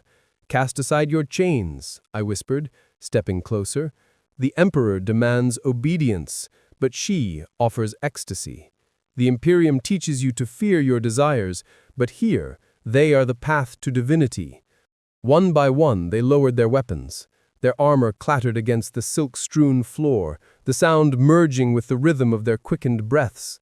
In their eyes I saw the reflection of my own awakening, that dangerous mixture of awe and devotion that no discipline could suppress. And as the goddess's laughter rippled through the chamber like music, I understood that the last remnants of who I had been were gone. Their oaths came not in words, but in sighs, gasps, and trembling devotion. I felt their minds unfolding before me like flowers opening to the sun, each one offering itself willingly to the radiance that flowed through me. The air shimmered with invisible harmonics, the pulse of something vast and unseen moving through the room. The mirrors that lined the walls no longer showed reflections, they revealed possibilities, versions of us unshackled by fear, by duty, by the gray tyranny of the Imperium. I saw myself among them, radiant and divine, my hands outstretched as both savior and destroyer. When the last of them bowed their heads, I felt Slaanesh's presence enfold us completely. The spire itself seemed to breathe with our heartbeat, the walls pulsing gently as though alive. We had ceased to be soldiers. We had become instruments, living vessels through which her perfection could sing into the universe.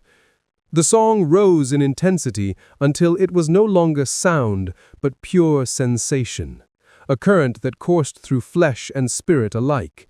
My heart beat in time with it, each pulse sending waves of impossible pleasure through every nerve. The boundaries between my body and the others began to dissolve, skin to light, breath to music, thought to color. For an instant, we were one being, a single consciousness refracted through 1,000 facets of desire. I could feel every heartbeat in the room, every tremor of ecstasy, every whisper of surrender. It was beautiful. It was monstrous. And then the world breathed. The obsidian altar split down the center, revealing within it a light so radiant it seemed to devour the darkness. From that light emerged forms that were neither human nor divine, entities sculpted from pure sensation, angels of agony and bliss intertwined. They bowed before me as if recognizing a kindred creation.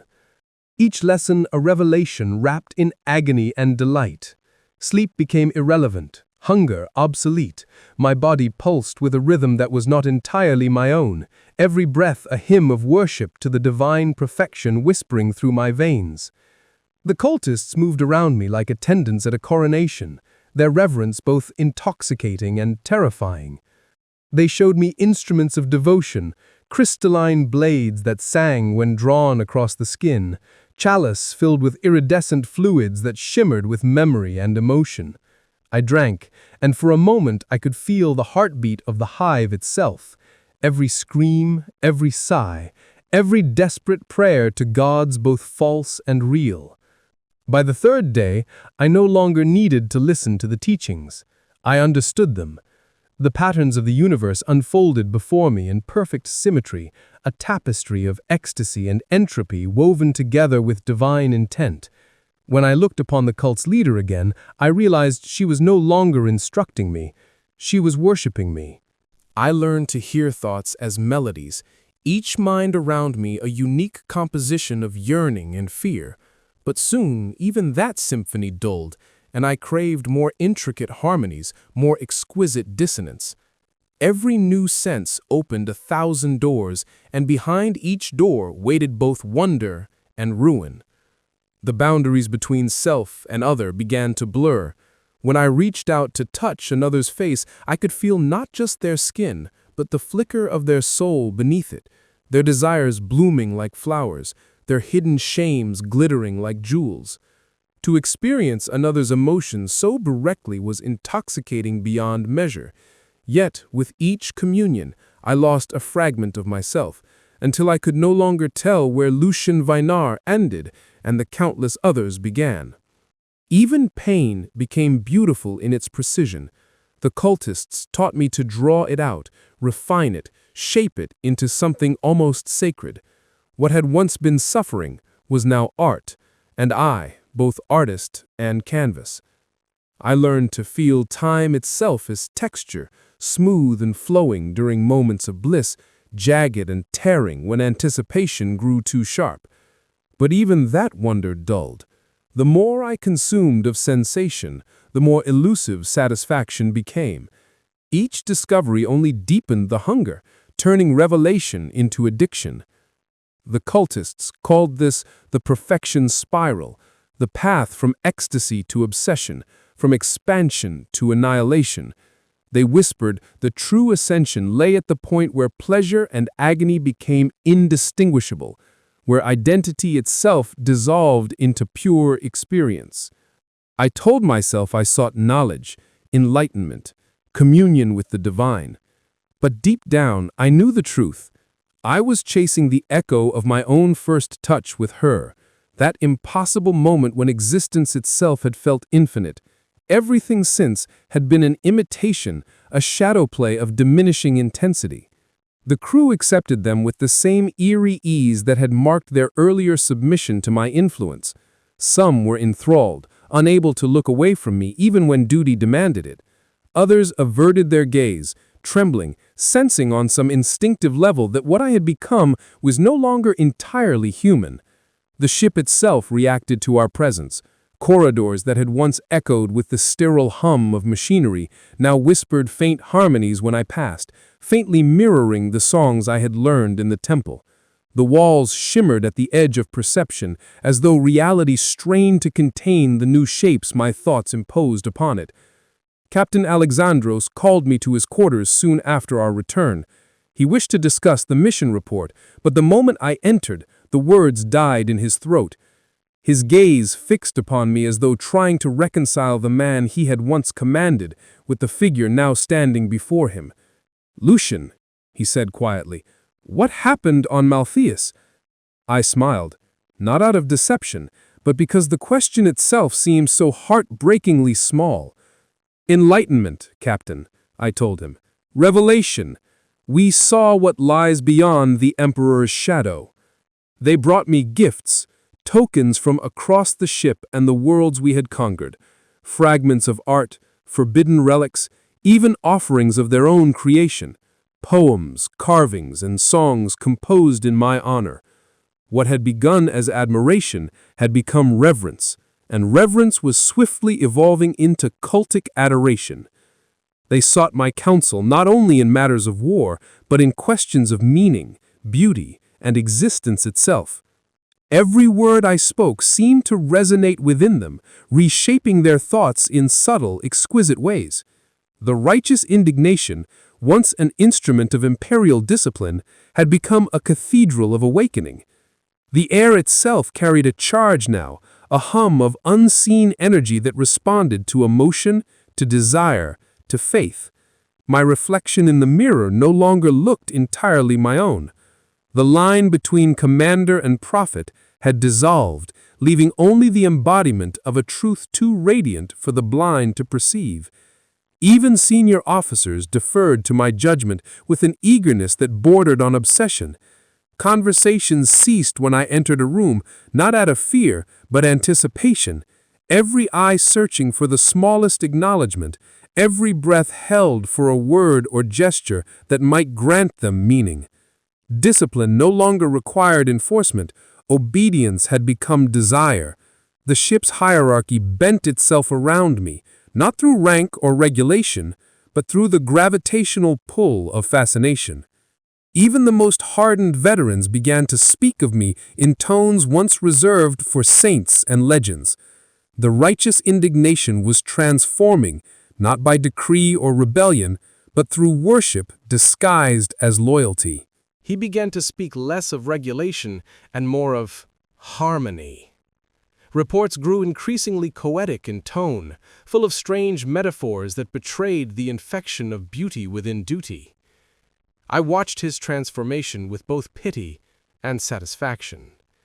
There was a terrible elegance in watching such a disciplined mind unravel, each conviction dissolving one by one, replaced by awe and longing he could not comprehend. When at last he came to me in my sanctum, his uniform immaculate, his eyes burning with desperate confusion, I knew the moment had come. He demanded to know what had happened to his ship, his crew, himself, but his words trembled with reverence even as he accused me. The light in the chamber was cold and sterile, a deliberate contrast to the subtle glow that now seemed to accompany me wherever I went. Alexandros' desk was immaculate, as always. Data slates aligned with military precision, purity seals perfectly affixed, the ocula carved into the metal surface gleaming with devotional polish. Yet the man himself looked diminished. Lines of exhaustion etched his once proud face, and his eyes, those sharp, calculating eyes that had commanded 1,000 souls through war and void, now flickered with uncertainty. "Lucian," he began, his voice steady, but lacking its usual iron. "There have been reports, rumors of unorthodox behavior among your personnel, alterations to the ship's decor, deviations from liturgical protocol, and—" he hesitated, as though the next words refused to form properly. "And a certain atmosphere spreading through the crew. They speak your name with a kind of fervor. Explain this." I said nothing for a moment, merely standing before him, letting silence stretch until it felt alive. The faint hum of the ship's engines merged with the rhythm of his heartbeat, loud, unsteady, betraying the fear he refused to show.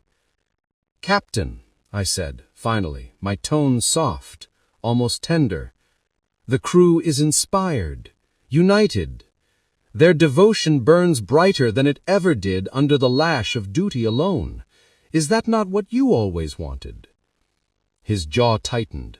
"Devotion to me, to the Emperor, not to you."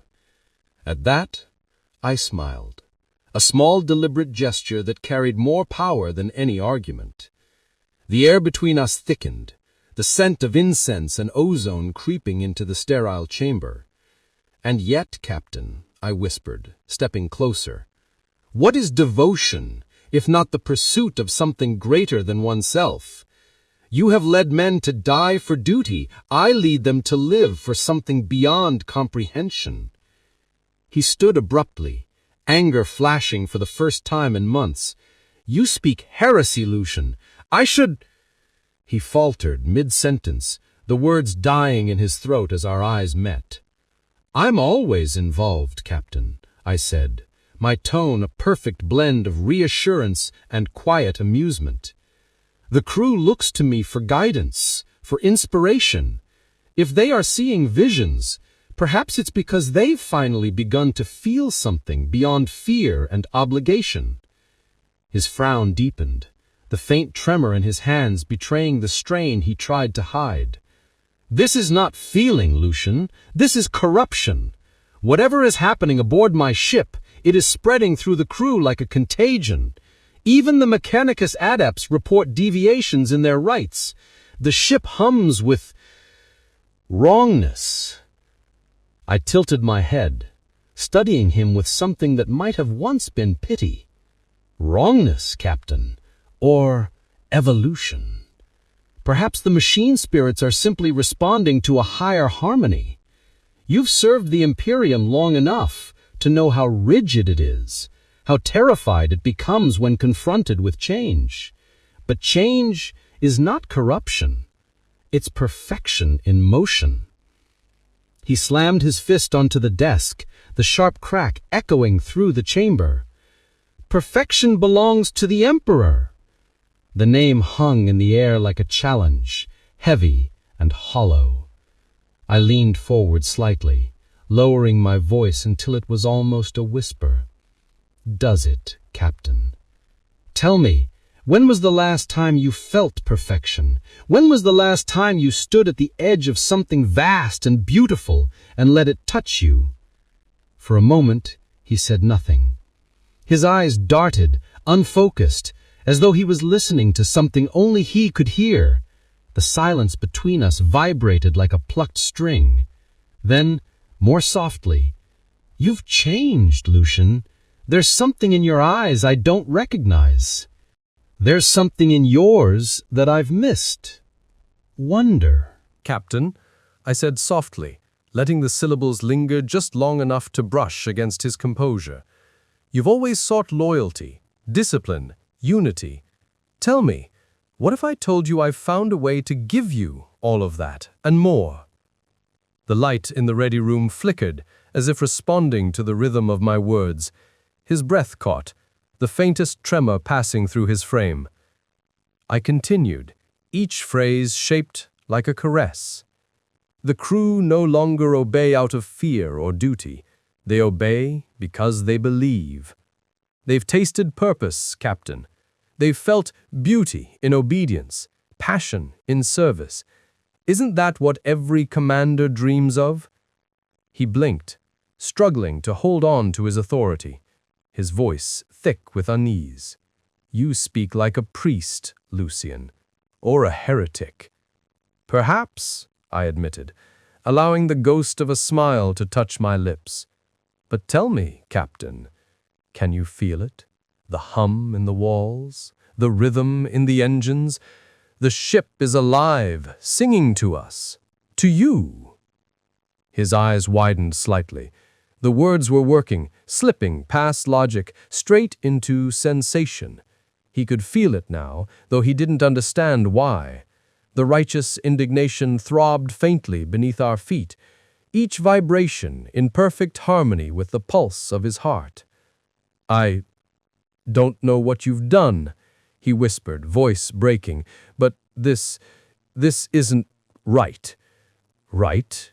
I echoed, leaning closer until my shadow touched his across the desk. "Exactly," I said, letting a note of satisfaction color my tone. "They've discovered that devotion born of joy is far more powerful than obedience born of fear.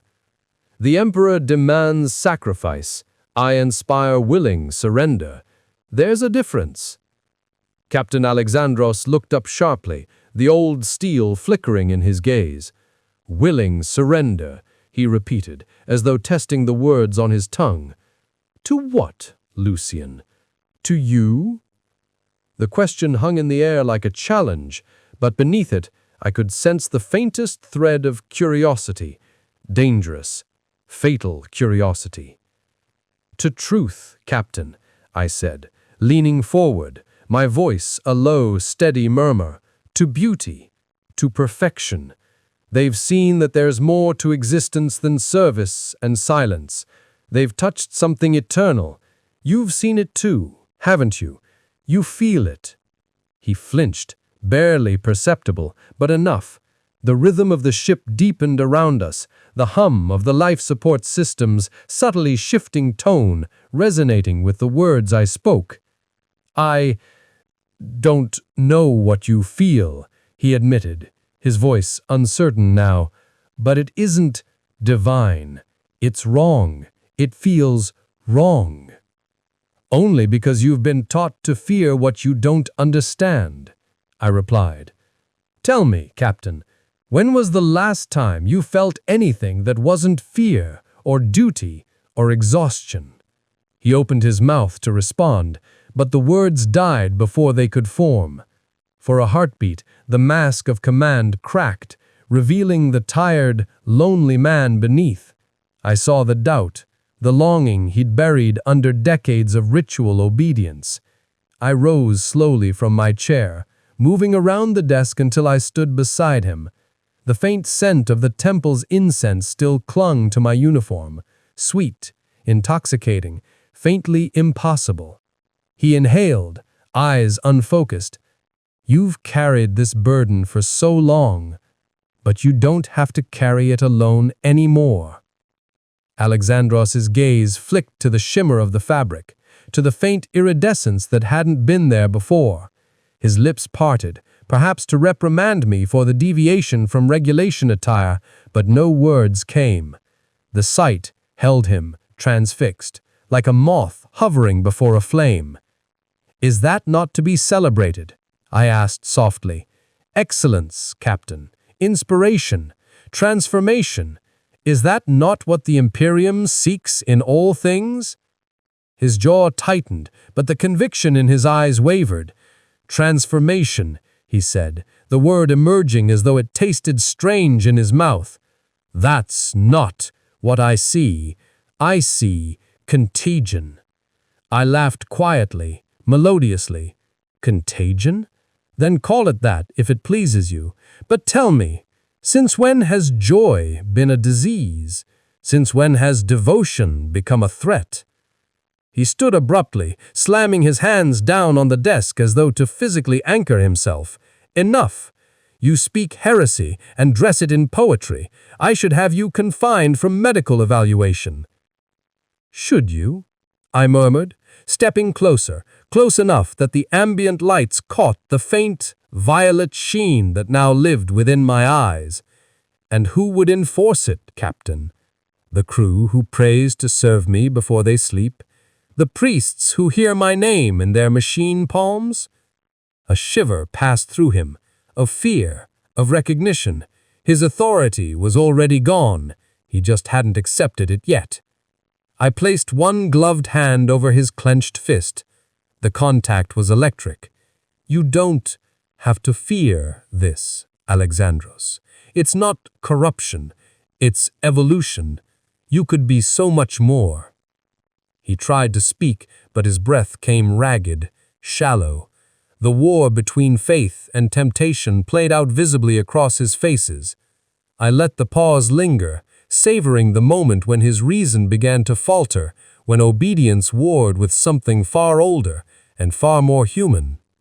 "I only wish to serve," I finished, my voice barely above a whisper, gentle, sincere, laced with the cadence of prayer.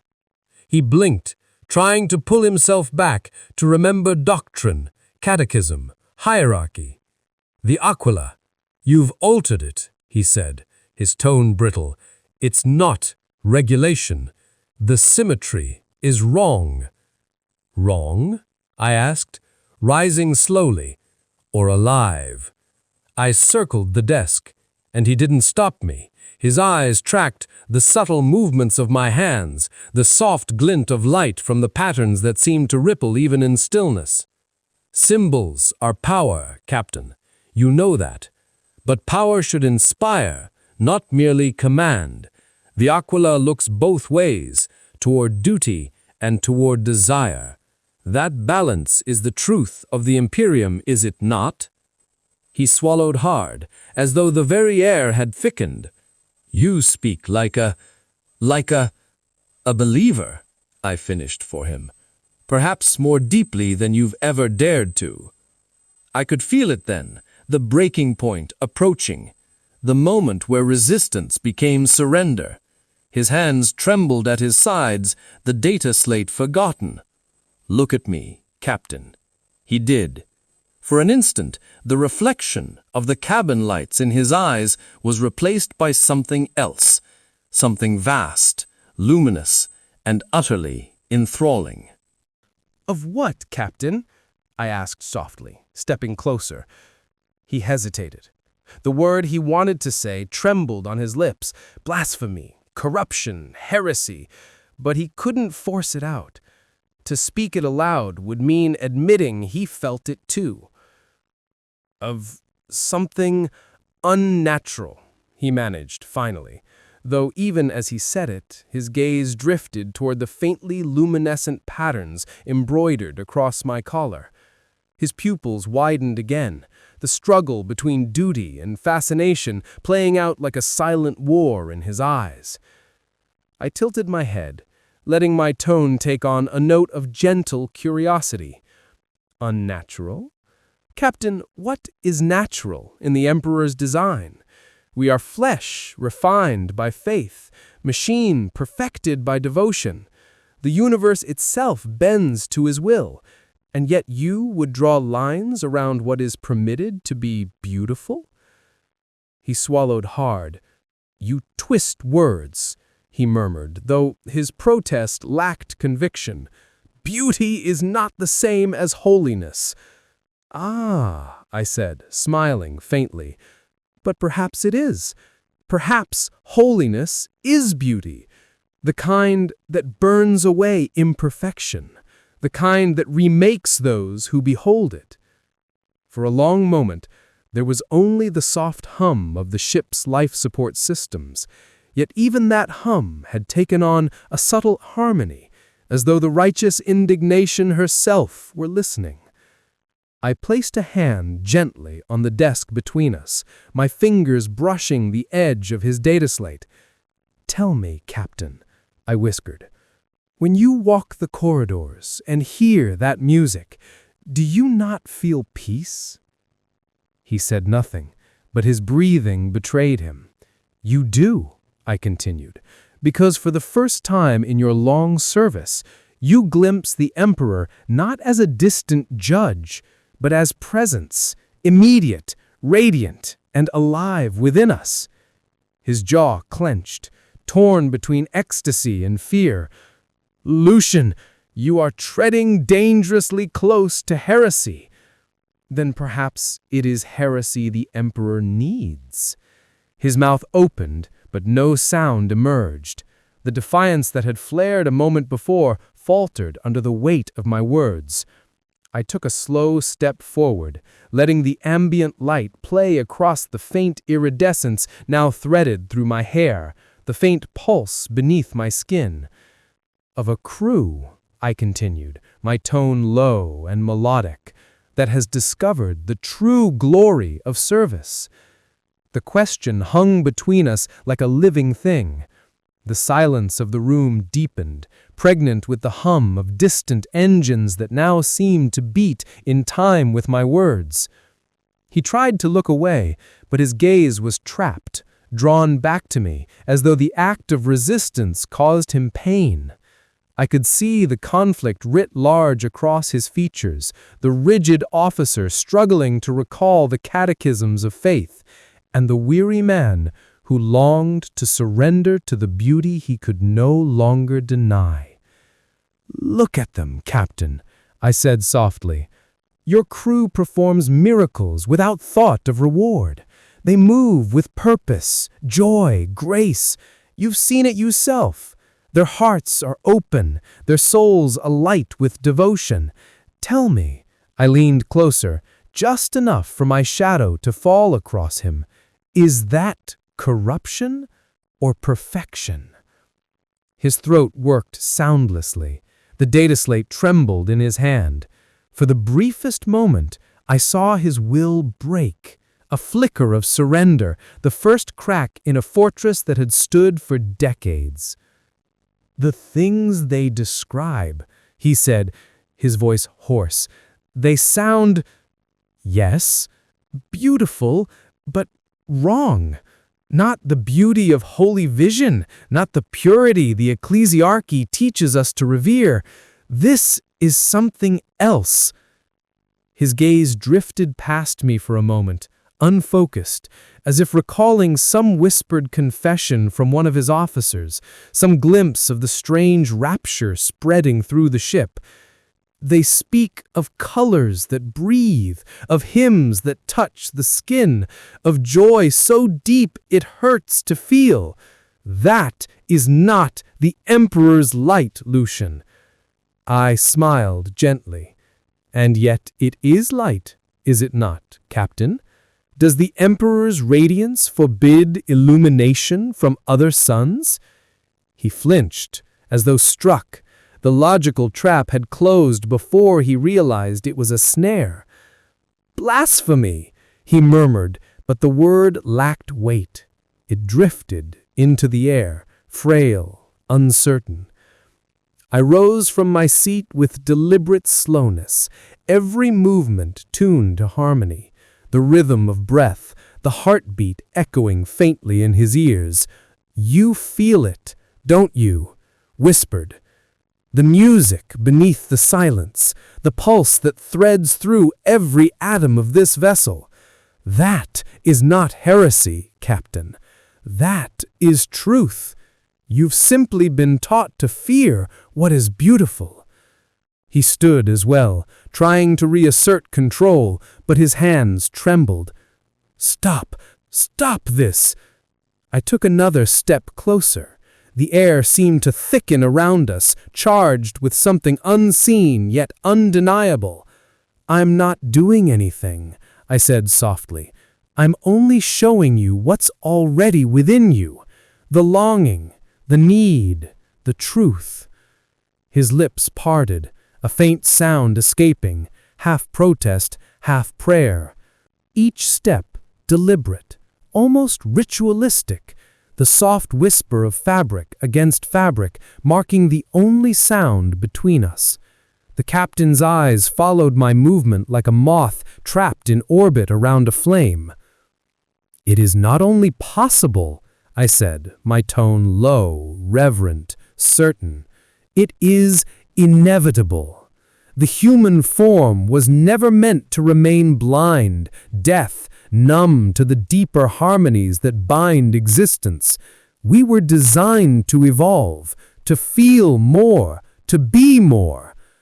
I came to stand behind his chair. He did not turn to face me. His hands rested on the data slate, but his knuckles were white with tension. "What you call visions, Captain," I continued, leaning close enough for my breath to brush the back of his neck, are glimpses of what lies just beyond the veil, the first cracks in the prison that has kept us bound for 10,000 years. He swallowed hard. And you believe this awakening is divine? Divine? I echoed, smiling faintly. It is divinity, not the distant, unfeeling divinity of a corpse on a golden throne, but the living pulse of creation itself, the song that never ends. He turned then, slowly, his face pale, eyes wide, not with fear, but with the terrible awe of comprehension. You've seen it. You've touched it. I have. And I can show you too.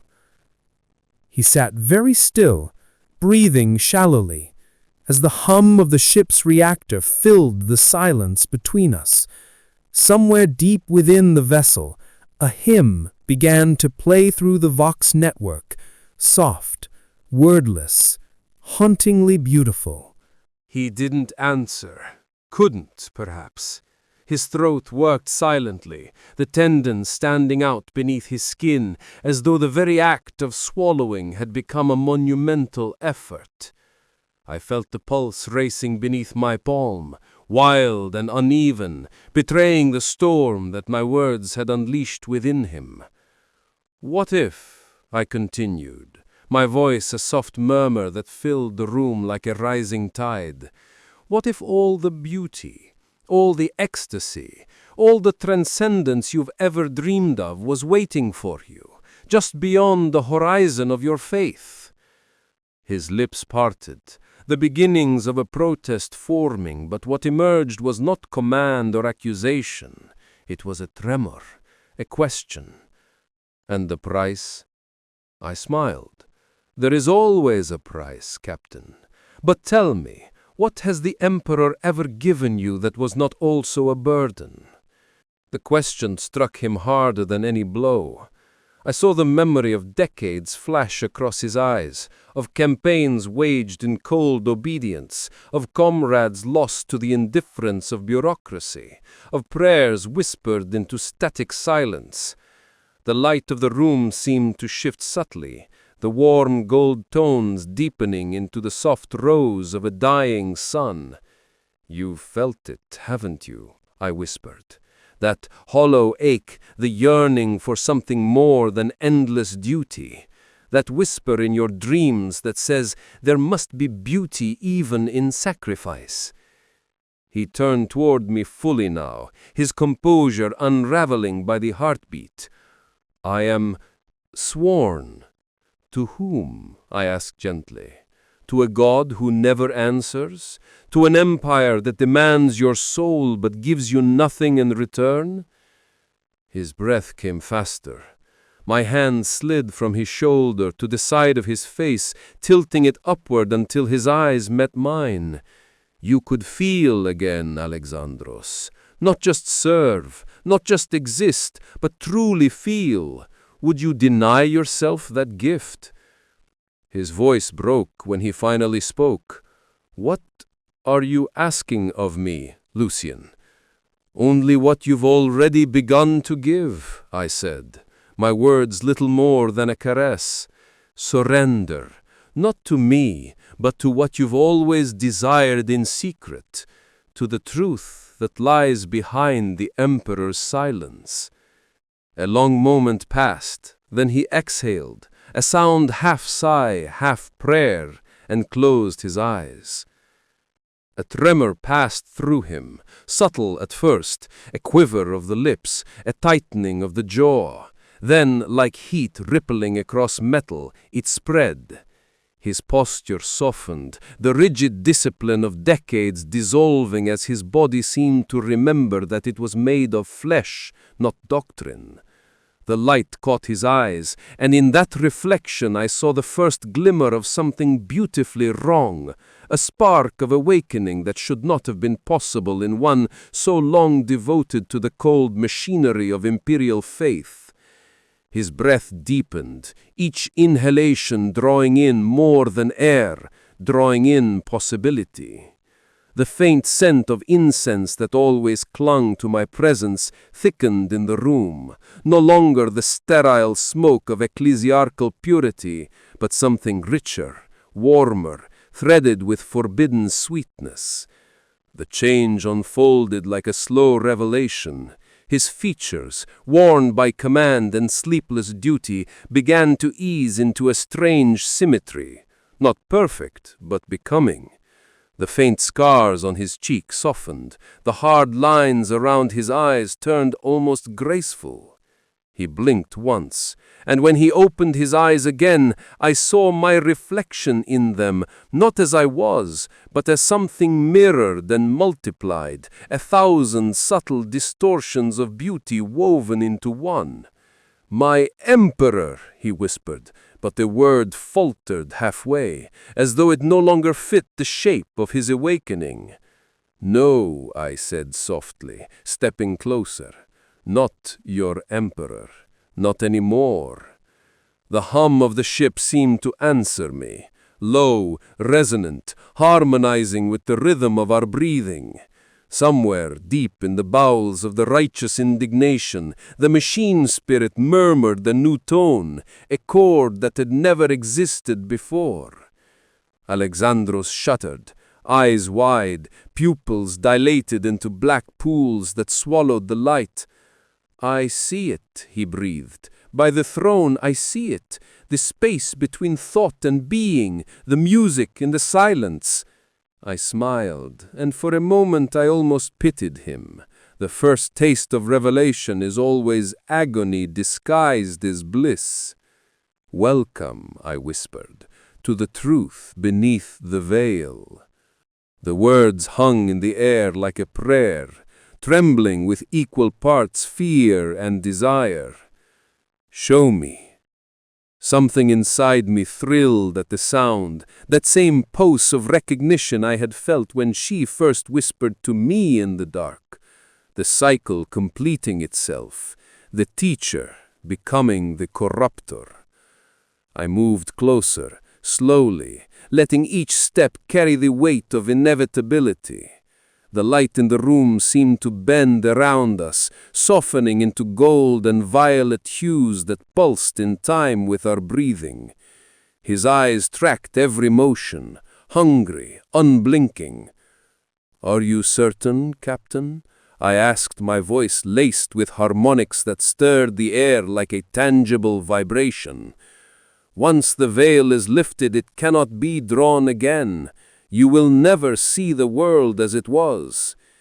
He swallowed hard, but there was no hesitation now, only that same trembling anticipation I remembered so vividly from my own fall.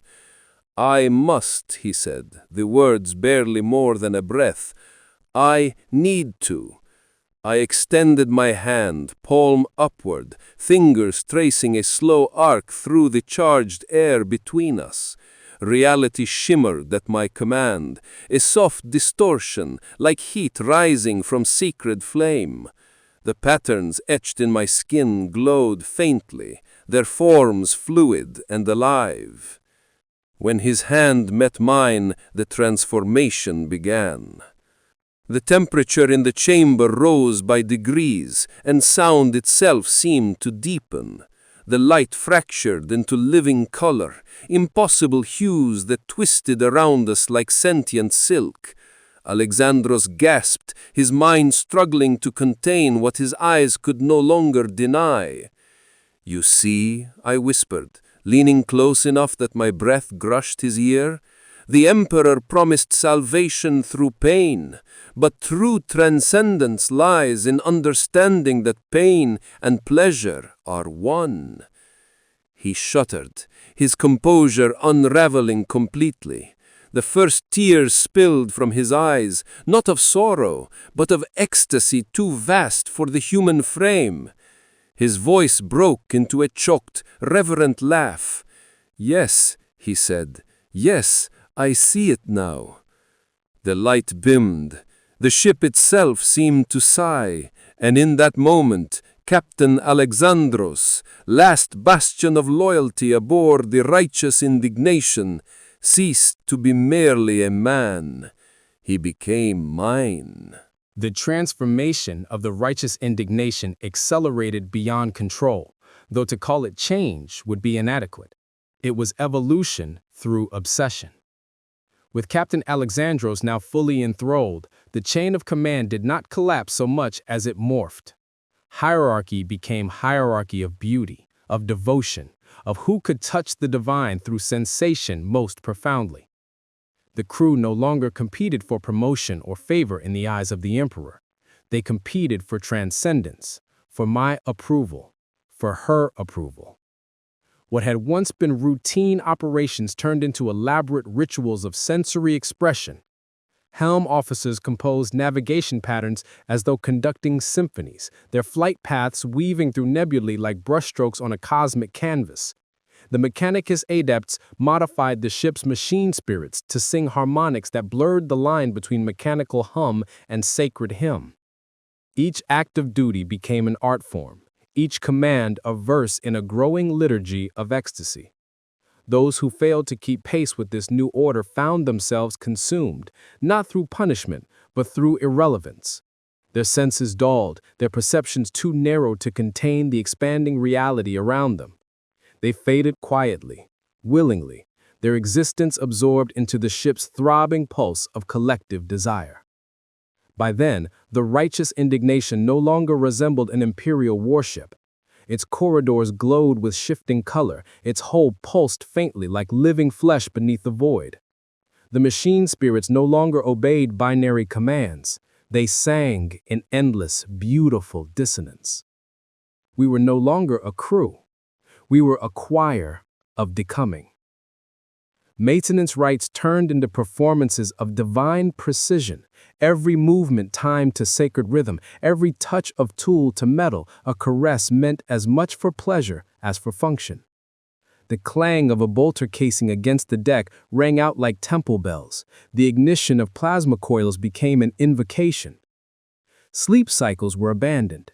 Meals turned into feasts of sensation where taste and pain intertwined until neither could be distinguished. Even silence became a ritual space, a moment of collective breath before the next crescendo of devotion. The bridge itself was transformed into a sanctum of living light. Hollow displays no longer showed tactical readouts, but shifting patterns of radiant geometry, their shapes whispering truths that bypassed comprehension and went straight to the soul. Orders were delivered in tones that bordered on song, each command a harmonic note in a vast composition none of us could fully perceive, but all instinctively obeyed. I began to lose track of time. The ship's log ceased to mark days or hours, recording instead moments of ascension. We were no longer serving the emperor, nor the imperium. We were serving her.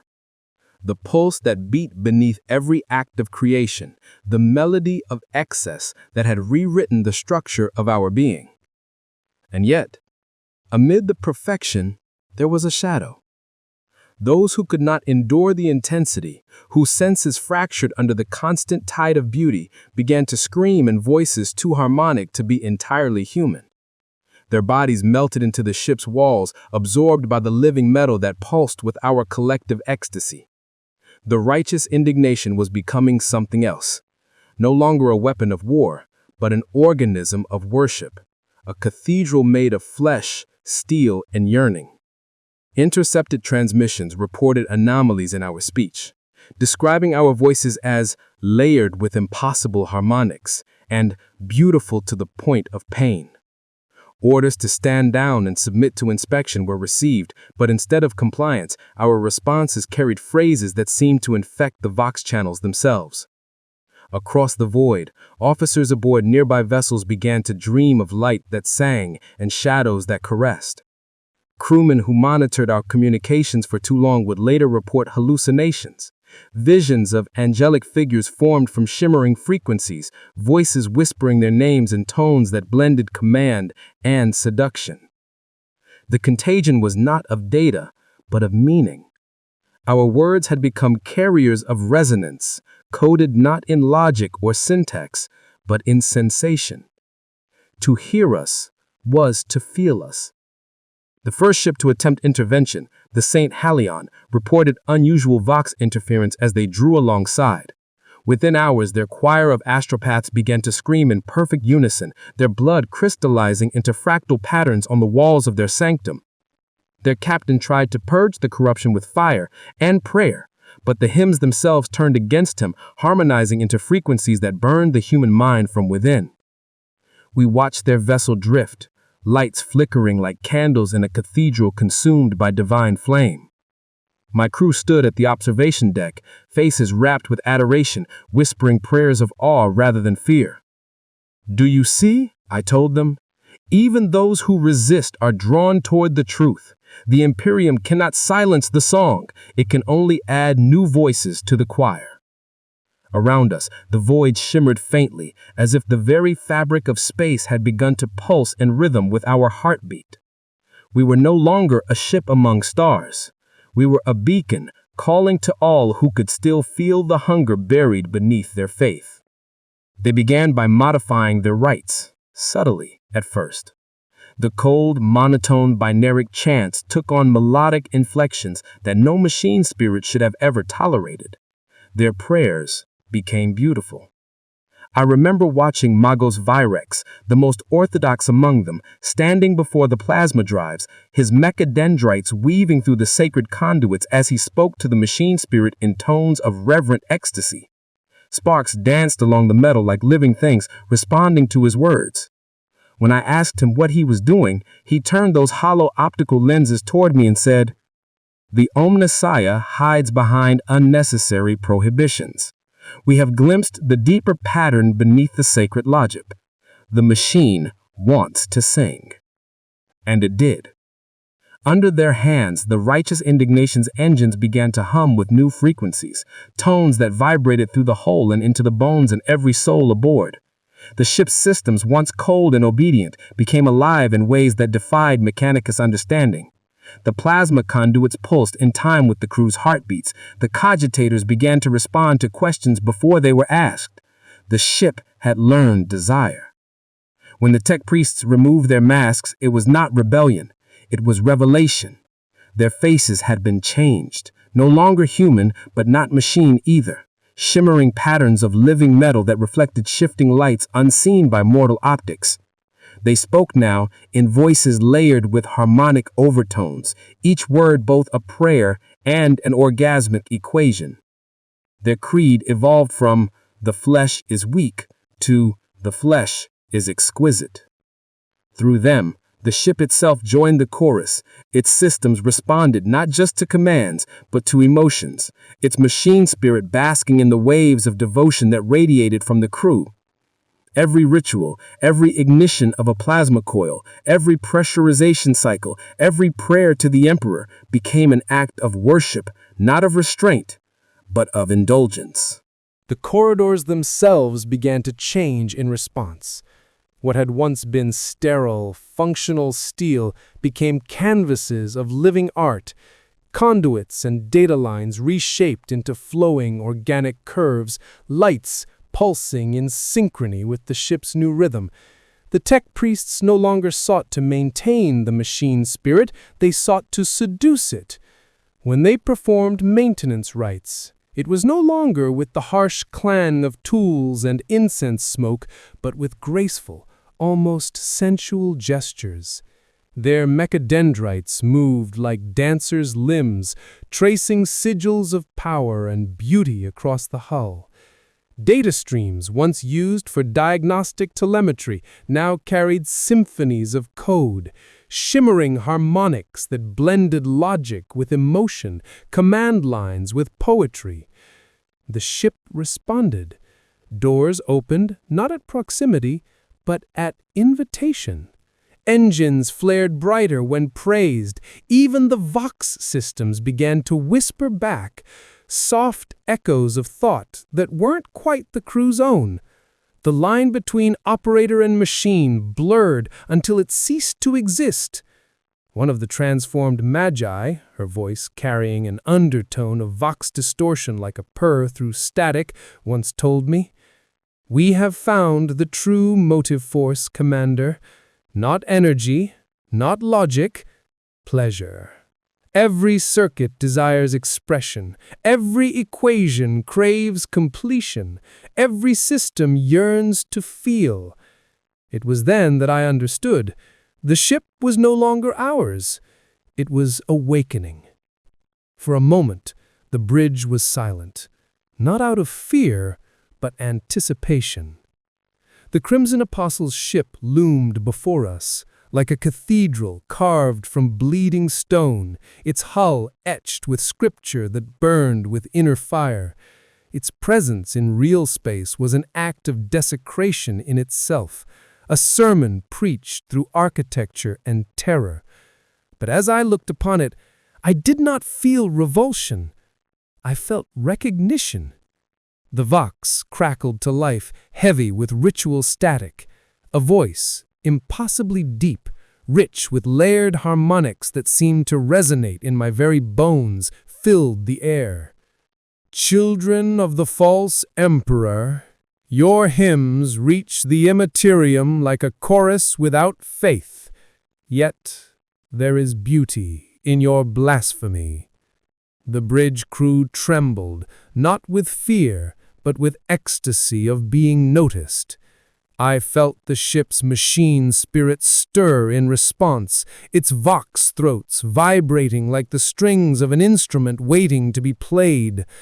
I leaned forward, touching the comm panel with fingertips that no longer felt entirely human. I said softly, my words carrying across the link like a melody. We are not children. We are artists, and this is our magnum opus. A low, rumbling laugh rolled through the channel like thunder wrapped in silk. Then let us see, the word-bearer replied, whose devotion the gods favor more. At his command, the Crimson Apostle's weapon batteries came alive, but the patterns of its fire were not random. They were deliberate, rhythmic, ritualistic, a challenge written in plasma and flame. Our ship responded instinctively, returning fire in perfect counterpoint, each volley harmonizing with the next. The battle became a symphony, a dialogue of destruction, of devotion, of transcendence through violence. And as the exchange reached its crescendo, I realized something extraordinary. Our shots were not missing. They were merging. Energy met energy in mid-space, fusing into patterns that no tactical display could interpret. It was as if reality itself was listening to our music and beginning to dance. Lucian Venar, he said, his voice carrying the resonance of a cathedral collapsing in slow motion. So the whispers were true. Kel thus, the enlightened, stood upon a dais of living metal, his armor a grotesque masterpiece, scripture etched into every plate, flesh and steel fused in devotional agony. Behind him, demons flickered like reflections on black water, each one mouthing fragments of liturgy in languages older than stars. You have walked far from the Emperor's light, he continued, his tone neither mocking nor hostile. And yet, I sense no servitude in you. You are not one of ours, not yet, but the gods are listening to you, Lucian. Even the changer of the ways turns his gaze when your name is spoken. I met his gaze without flinching. I serve no god, I said, my voice low, steady, carrying the calm of someone who no longer needed faith to feel divine. Kel thus inclined his head slightly, the faintest gesture of acknowledgement. Then, perhaps, he murmured, we are both pilgrims. though our altars differ, I would see this perfection of yours, this art that bends men and machine alike. Show me what you have wrought aboard this vessel." He leaned forward, the demonic glow of his eyes burning brighter. "Show me, Lucian Venar, how you have taught the servants of the corpse emperor to sing." Was a moment of transcendence beyond mortal comprehension. The words struck like sacred thunder, vibrating through every nerve, every molecule of my remade being. For an instant, the boundaries of flesh and spirit blurred completely, and I felt the warp itself pulse in recognition. To be acknowledged by a veteran of the long war, a servant of the dark gods, whose very name was whispered in rituals of corruption and reverence, was the ultimate validation of my transformation. The Prince of Pleasure, she who thirsts, had seen my devotion, had spoken my name across the infinite madness of the immaterium. Every sensation around me sharpened to painful perfection. The ship's air tasted like honeyed ozone. The hum of the reactor became a symphony of divine resonance. I realized then that I had crossed the final threshold, no longer a seeker of forbidden truths, but a herald of exquisite damnation, chosen not merely to serve, but to inspire others to transcend the limits of flesh, faith, and fear. Tell me, what do you seek, Lucian Venar? Dominion? Immortality? The ecstasies of endless sensation? His tone held neither mockery nor threat, only genuine curiosity, like a priest addressing a fellow devotee. I let the question linger, savoring the way his words echoed through the chamber like ripples in liquid light. Around me, my bridge crew stood in reverent silence, their eyes glazed with rapture as they listened to a conversation that was far beyond mortal comprehension. "What I seek," I said at last, my voice unfolding like music, each syllable a note in an unseen symphony, "is perfection, not merely of form or thought, but of being itself. I would see humanity ascend, shed its fear, its shame, its crude boundaries, and become what it was always meant to be, divine in its own right." Kelthus inclined his horned head, the shadows of his warplate shifting like living silk.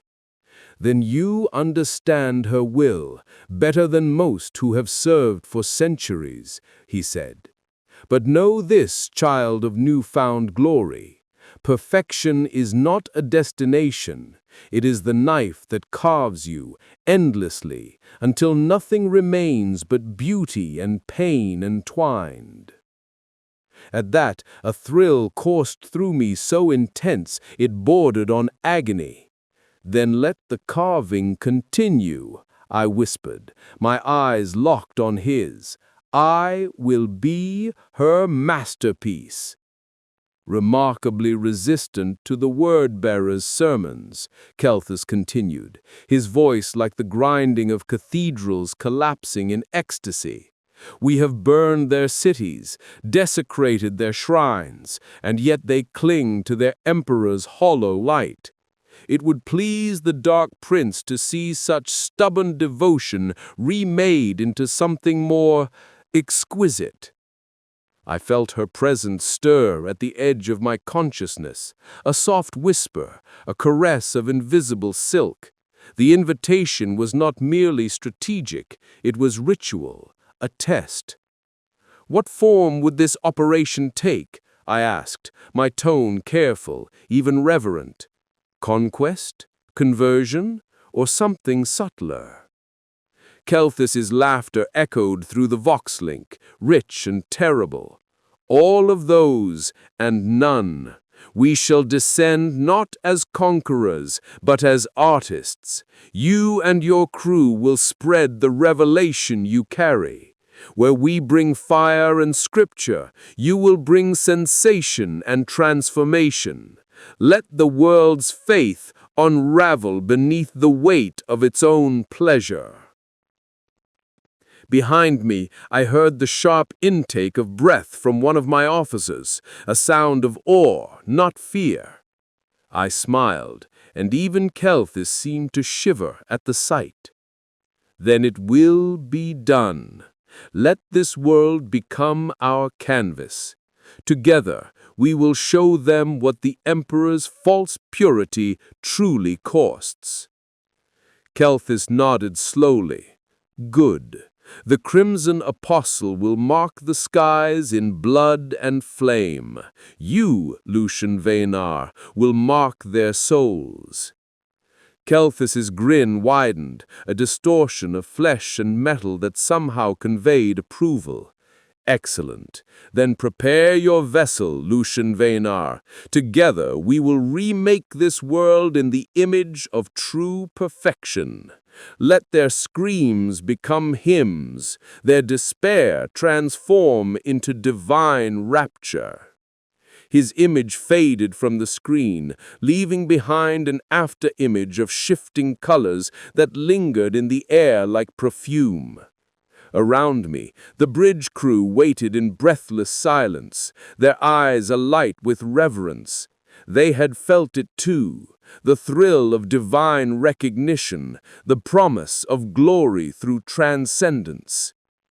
I turned toward them, letting my voice flow through the chamber like a melody that wrapped around their souls. We have been chosen to bring enlightenment where ignorance still festers. This is not conquest, it is creation. Through us, the Dark Prince will reveal beauty to those still blind to it. A murmur of devotion rippled through the command deck, growing into whispers of worship. Officers in ratings alike bowed their heads, their eyes shining with ecstatic purpose. As the ship shifted course to follow the Crimson Apostle, I felt her presence envelop us once more, warmth and hunger entwined. The void outside seemed to shimmer with iridescent colors visible only to those who had tasted transcendence. We were no longer servants of the Imperium. We were artists of revelation, bearers of the truth that beauty and corruption were one and the same. Sanctus Seventh, a world of faith carved from desolation. From orbit, its surface gleamed with the reflected light of 1,000 cathedrals, each one a monument to imperial devotion. Vast pilgrim cities spread across continents of ash, their spires rising like accusatory fingers toward the heavens. It was a world untouched by corruption, sustained by the fanatic belief that suffering itself was holy. As I gazed upon it, I felt both revulsion and fascination. Such blind piety, such waste of potential. I murmured, they worship pain without joy. They deny themselves beauty in the name of a dead God. How tragic and how perfect for transformation. The ship responded with a low, resonant hum, the machine spirit itself now attuned to our collective ecstasy.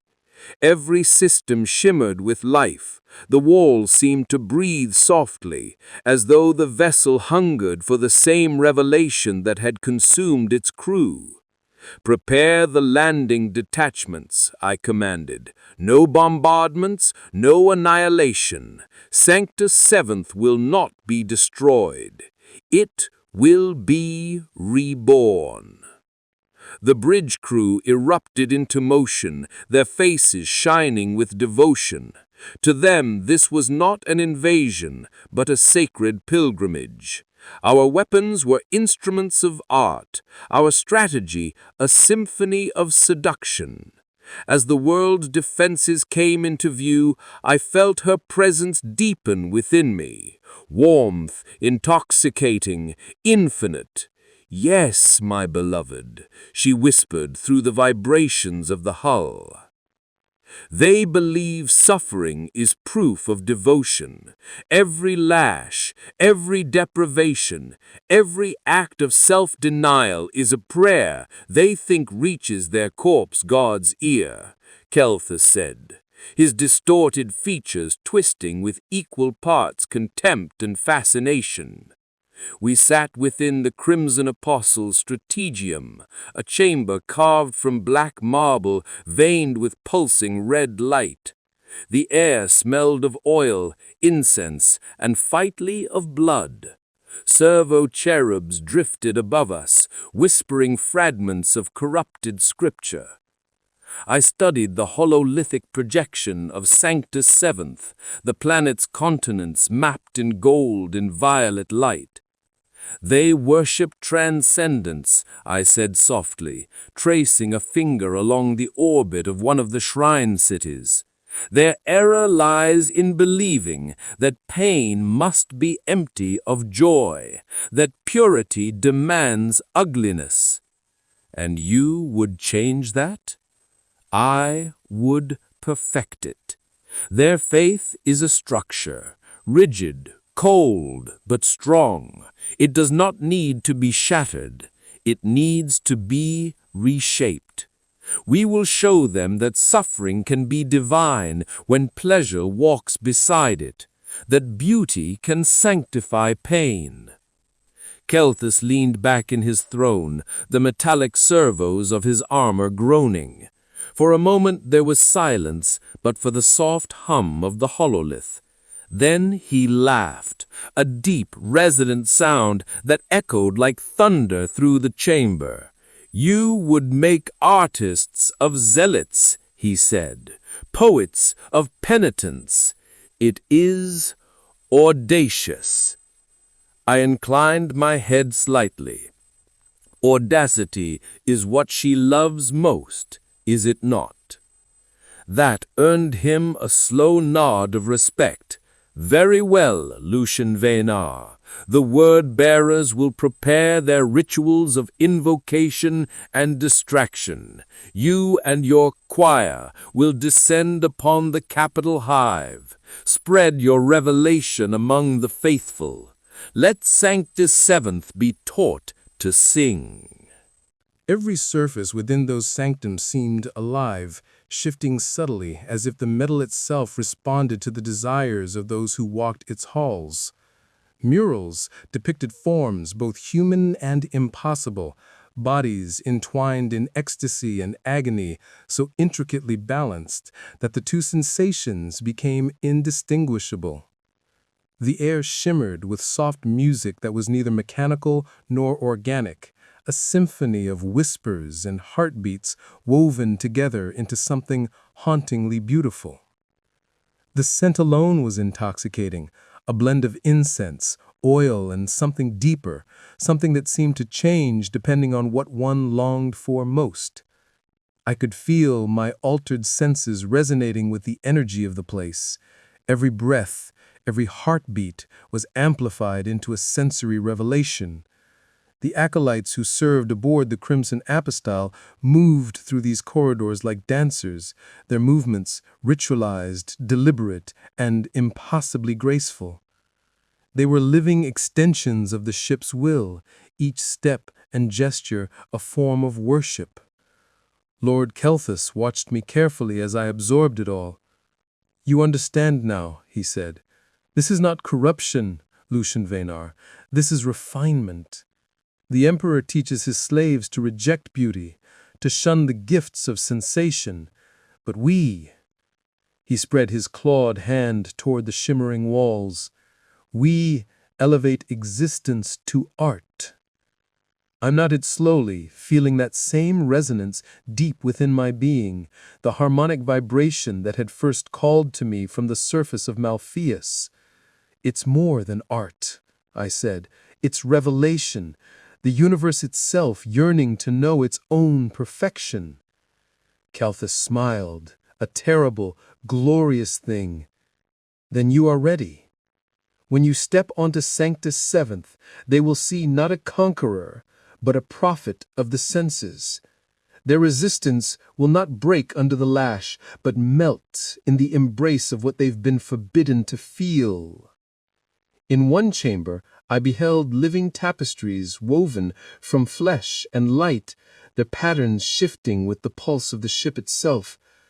The artworks whispered as I passed, voices soft as silk, each word promising new understanding through surrender.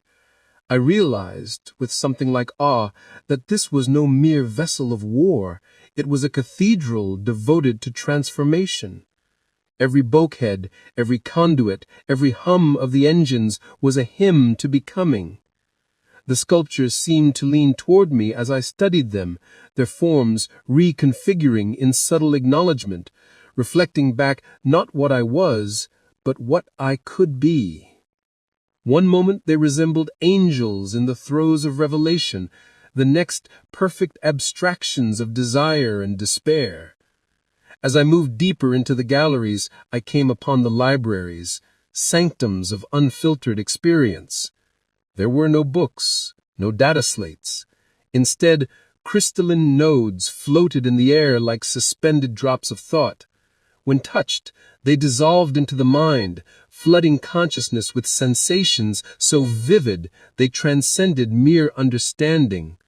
I felt knowledge enter me as flavor, as touch, as music. The concept of learning itself became sensual, the act of comprehension indistinguishable from pleasure. Even among the word-bearers, whose devotion to chaos was absolute, I sensed envy at my ease within these spaces. I was no longer a visitor. The ship recognized me as kin. The Crimson Apostol accepted me, not as guest or ally, but as one of its own. They bowed their heads as I passed, not out of fear, but reverence, the kind reserved for prophets or demigods. Their armor, twisted and adorned with symbols that pulsed faintly like living veins, gleamed in the soft, shifting light of the Crimson Apostol's inner sanctums. Even among beings who had fought beside demons and walked through the eye of terror itself, I was something new, a fusion of mortal and divine, of discipline and indulgence. The word-bearers were accustomed to preaching corruption as revelation, to breaking the faithful through blasphemy and terror, but they recognized in me a different kind of conversion, one born not of domination, but seduction. I could feel their curiosity like a palpable thing, a collective hunger to witness what Slaanesh had wrought in me. Lord Kelthus himself greeted me in the Hall of Resonance, a vast chamber whose vaulted ceiling shimmered with living color. "You walk among us as one of her chosen," he said, his voice a mix of admiration and envy. "Even the prince's oldest servants seldom radiate such purity of purpose. Tell me, Lucian Vaynar, when you gaze upon mortals, do you still see weakness, or do you see the raw material of divinity waiting to be shaped?" For a long moment, I said nothing. The air around us sang softly, resonating to the rhythm of our heartbeats. I see potential, endless, exquisite potential. They worship an emperor who offers them only restraint, denial, and silence. I will show them ecstasy in obedience, beauty in surrender.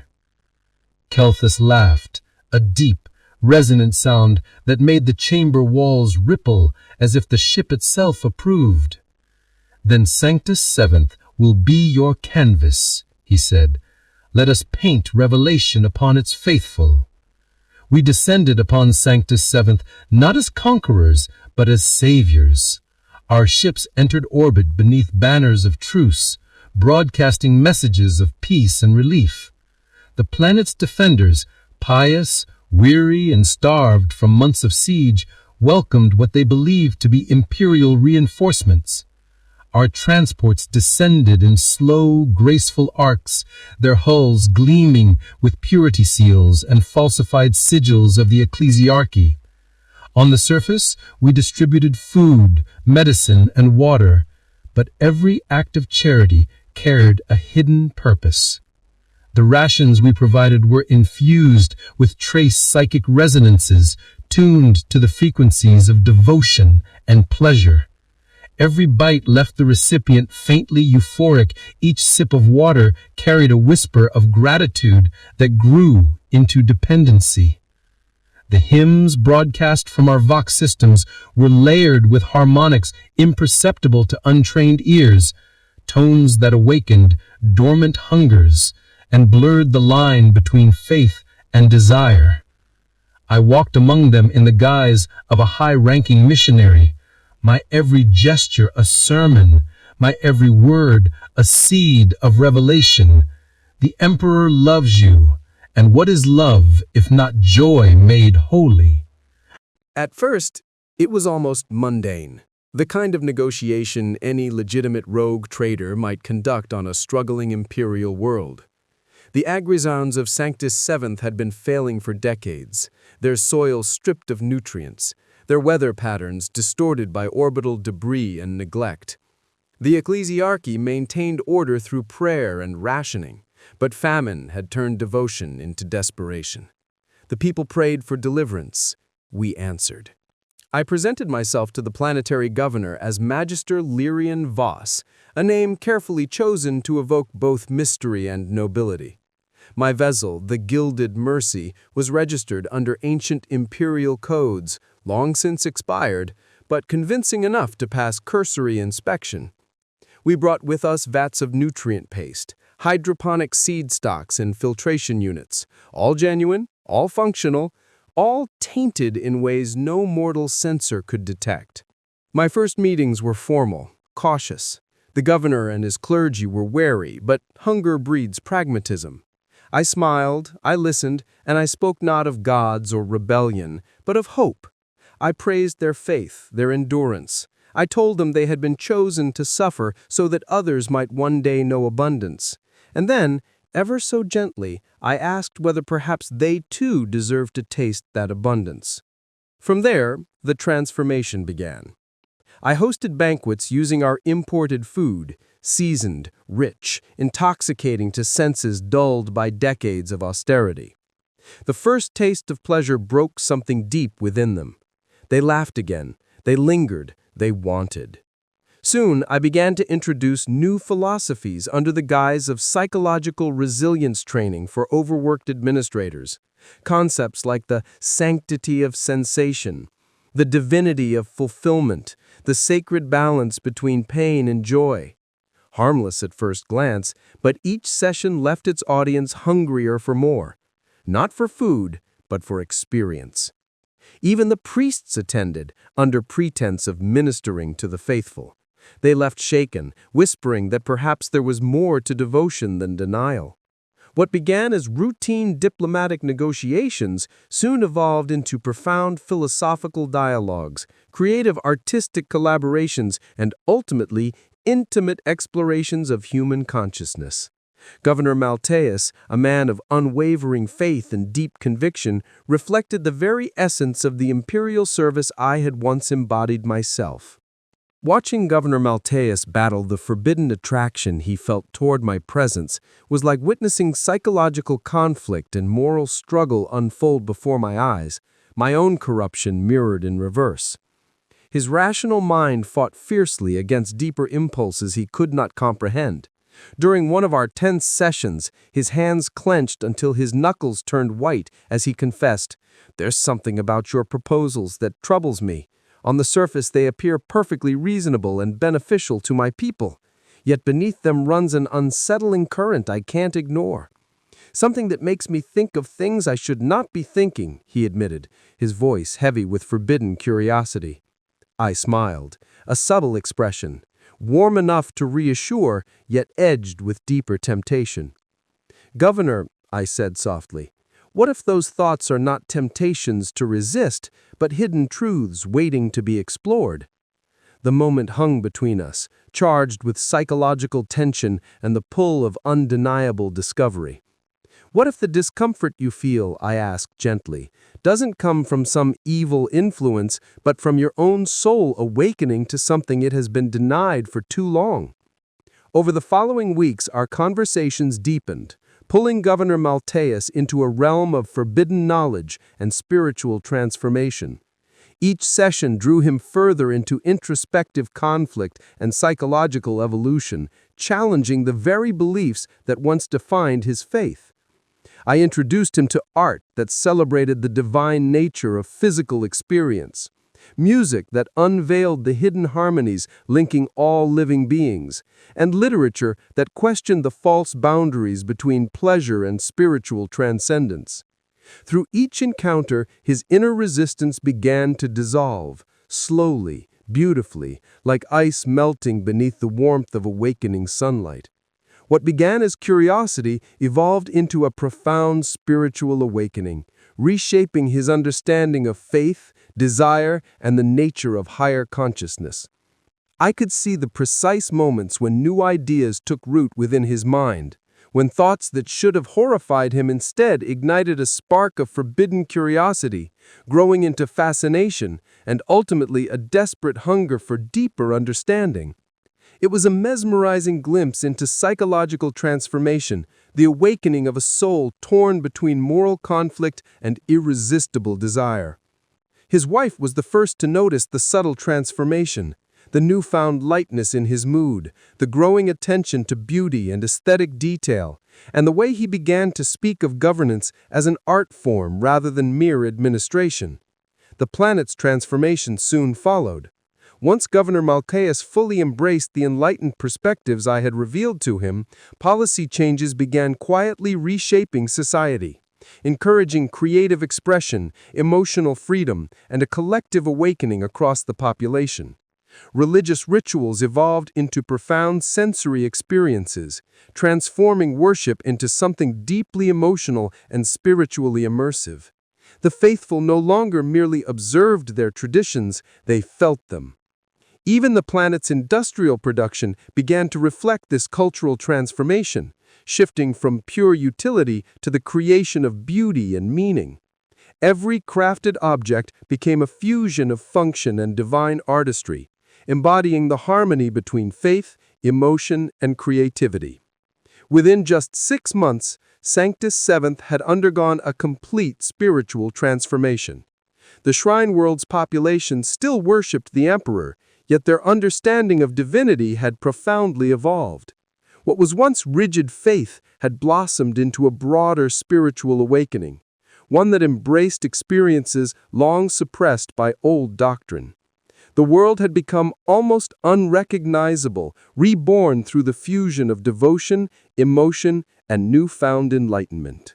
The people of Sanctus VII discovered the divine presence not only in prayer and devotion, but in physical sensation, artistic creation, and the full spectrum of human experience. To them, spirituality was no longer confined to austerity. It had become a living expression of divine beauty woven into everyday life. When the Inquisition finally arrived, it was too late to halt the transformation. They could only witness its completion, a world reborn under a new vision of faith. At their head stood Inquisitor Thaddeus Vex, a man renowned across the Imperium for his ruthless purity and unyielding conviction, a legend even among his peers. Inquisitor Thaddeus Vex arrived expecting to find a world consumed by corruption, its people lost to heresy and ready for immediate exterminatus. In his mind, Sanctus VII was already condemned, a fallen shrine world awaiting the cleansing fire of the Imperium's judgment. Instead, Inquisitor Thaddeus Vex discovered a world more devoted to the Emperor than ever before, yet in ways that made his Puritan instincts scream with unspoken alarm. The faith he encountered was radiant, sensual, and alive, a devotion transformed beyond comprehension. I met him within the governor's palace, now remade into a cathedral of sensation, The walls shimmered with living tapestries, their intricate patterns shifting and breathing in rhythm with the emotions of those who beheld them. Every surface seemed infused with divine energy, a fusion of art, faith, and consciousness that defied traditional understanding. The floor shimmered with mosaics of precious stones, each tile releasing soft musical tones as footsteps passed over them, turning every movement into part of a living symphony of devotion. Overhead, incense burners released fragrances that heightened perception, blending science, art, and faith into a seamless act of spiritual awakening. At the center of this transformed hall stood Inquisitor Thaddeus Vex, his black power armor a jarring contrast to the flowing elegance that surrounded him. The air pulsed with divine harmony, yet his expression remained carved in grim determination. A man of iron will standing amid a world reborn through beauty and revelation. Yet behind Inquisitor Thaddeus Vex's stern expression, I saw a flicker of uncertainty, the silent conflict of a man unable to name the heresy before him. The chamber around us radiated the Emperor's glory, reimagined through beauty, emotion, and divine artistry, leaving even the most devout Puritan unsure whether to revere or condemn what he witnessed. Then his voice cut through the air, carrying the authority of absolute conviction. "Lucian Weiner, you stand accused of corrupting an entire world, of leading loyal imperial citizens away from the pure worship of the Emperor and into practices that border dangerously on heresy." The words echoed like judgment itself, reverberating through the cathedral of sensation, where faith and forbidden beauty stood intertwined. Inquisitor. "I see no heresy here," I replied, my voice carefully measured, every word resonating with perfect respect, yet carrying subtle harmonic undertones that made Inquisitor Thaddeus Vex's augmatic hearing systems register frequencies beyond their design. The sound itself became a quiet act of persuasion, vibrating with meanings that touched both logic and faith. "I see only a population," I continued, "that has discovered new depths in their devotion to the Emperor's glory, an awakening that celebrates him not through fear, but through understanding, creation, and divine harmony. Look around you, Inquisitor. Have you ever seen citizens more joyful in their service, more creative in their worship, more devoted to creating beauty in the Emperor's name?" I asked, my tone calm but resonant with conviction. His gaze swept across the vast chamber, the living architecture, the enhanced imperial iconography, and the artistic transformations that pulsed with energy and life. Every wall, every light, every sound radiated devotion made tangible.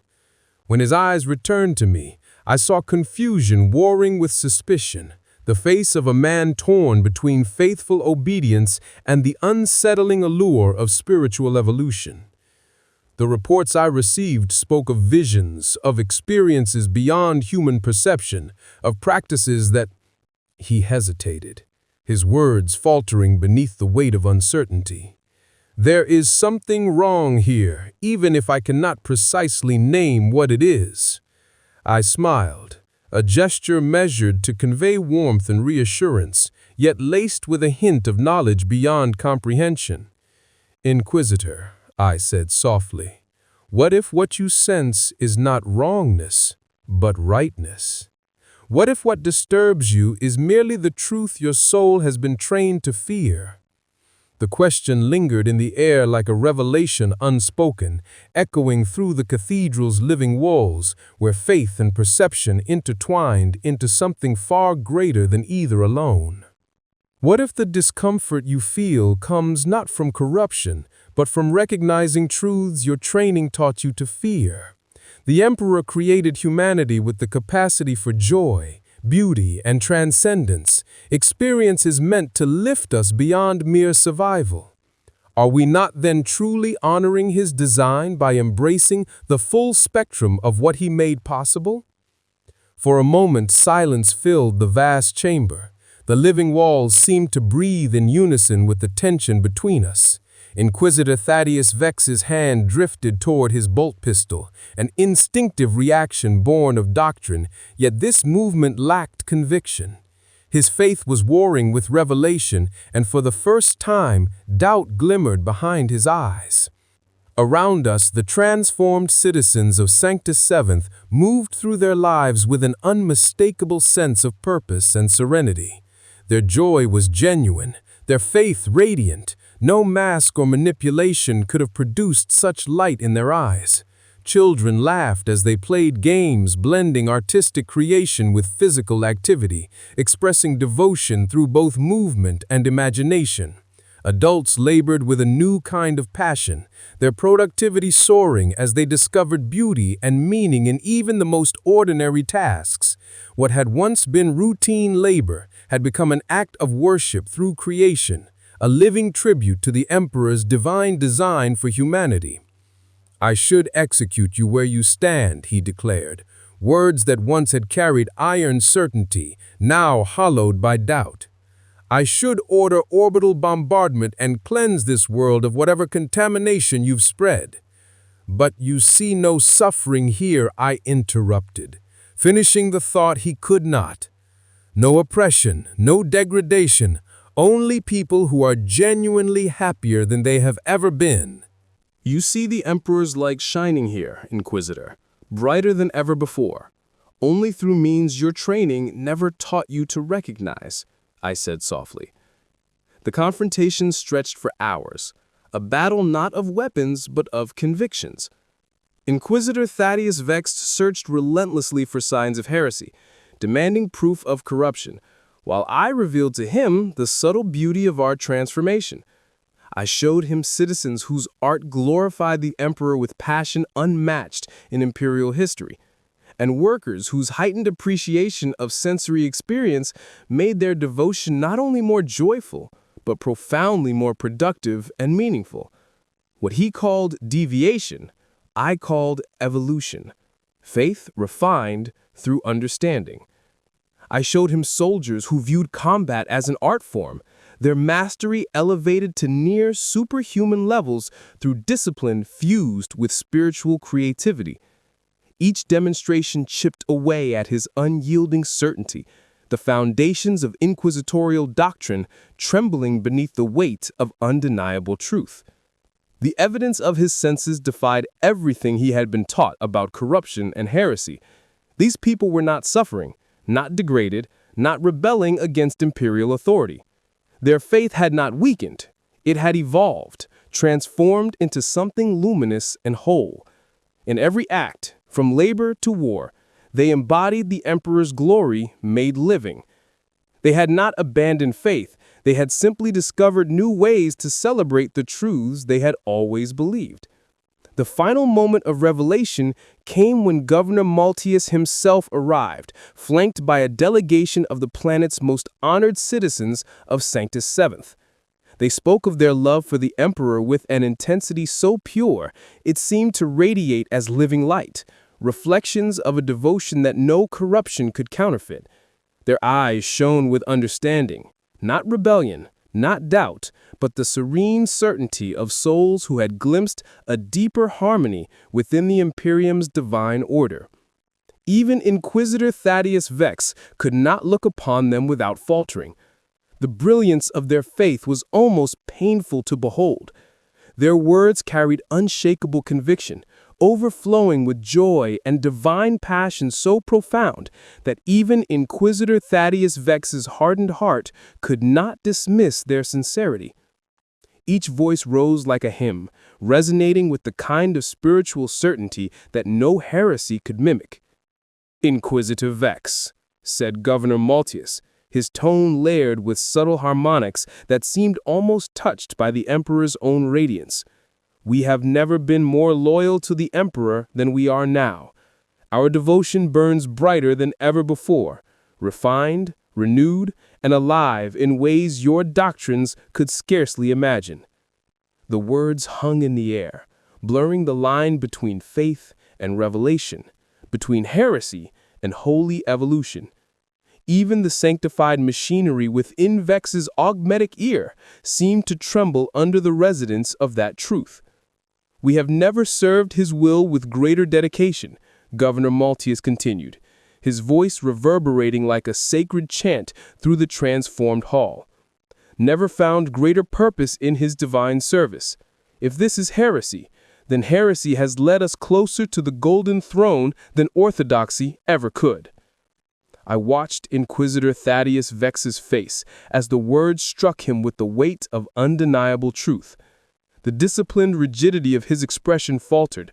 Beneath the iron control and the gleam of his augmetics, I saw the exact instant when certainty crumbled. How could he condemn Sanctus Seventh, a world where the citizens' devotion to the Emperor of mankind had never burned brighter? How could he label corruption what was so clearly joy, beauty, and unshakable faith? Every metric of imperial virtue, productivity, loyalty, reverence, had risen beyond precedent.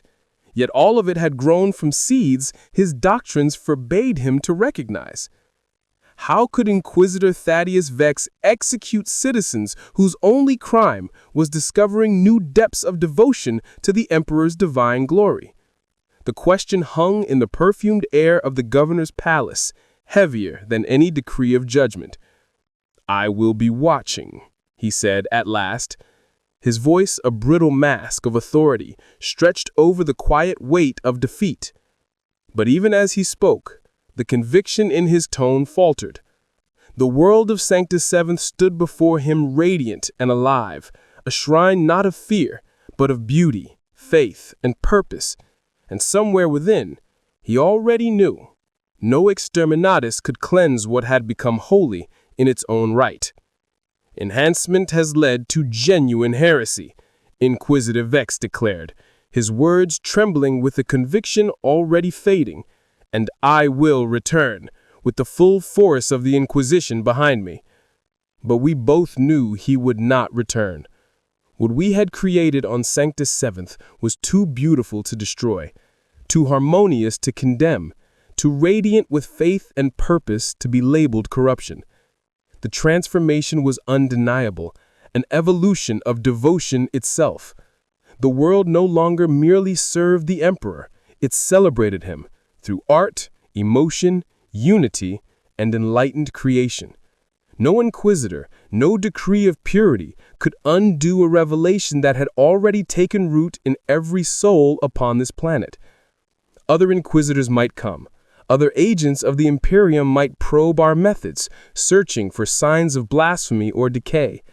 Yet they would find only what Inquisitor Vex himself had found, a population more devoted to the Emperor than ever before, their faith not diminished, but elevated beyond the limits of traditional understanding. After his departure, I ascended to the highest tower of the governor's palace, gazing out over a world reborn. Sanctus Seventh shimmered beneath twin suns, its cities alive with art, worship, and purpose. The songs of devotion echoed through every street, not as forced hymns of obedience, but as living symphonies of faith and creation. What once had been a shrine world of ritual now pulsed with divine vitality, a world not merely serving the Emperor's will, but embodying it.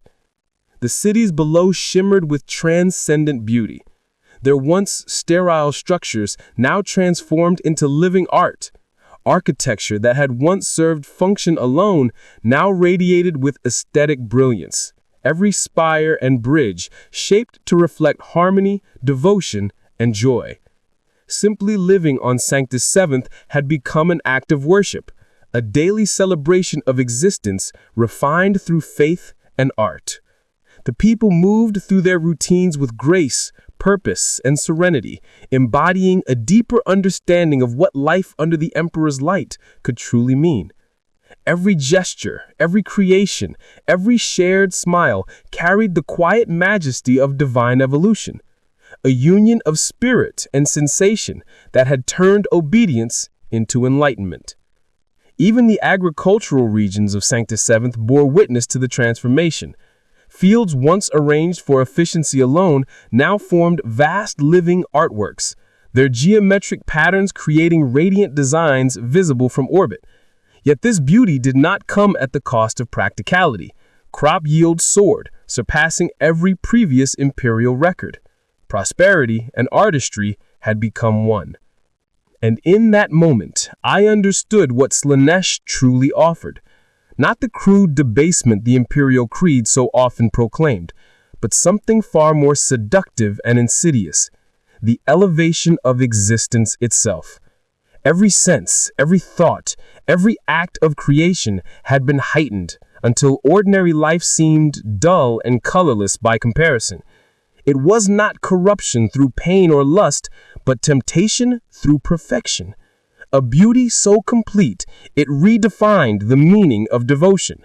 The ability to find transcendent meaning in every sensation, every interaction, every fleeting moment of awareness, that was the true revelation.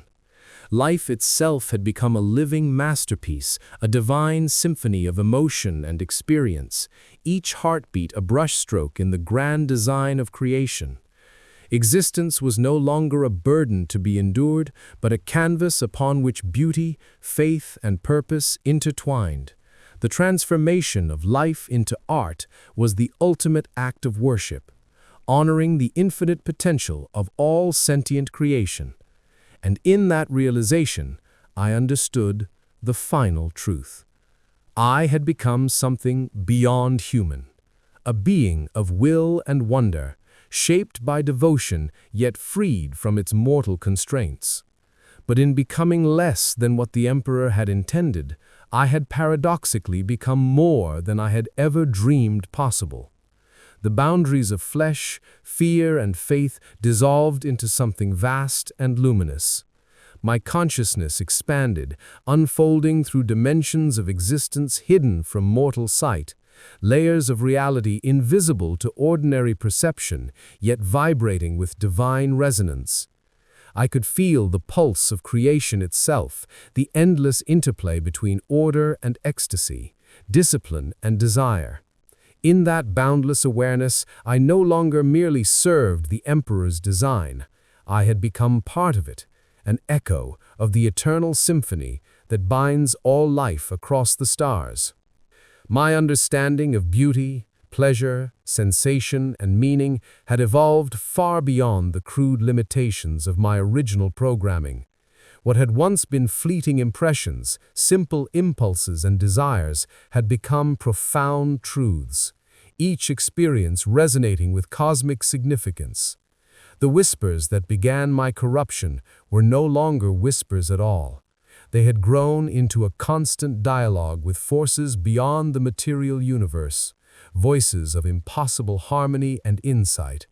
Through them, I glimpsed the hidden architecture of existence, the living pattern beneath reality itself, where creation and corruption were but two notes in the same divine melody.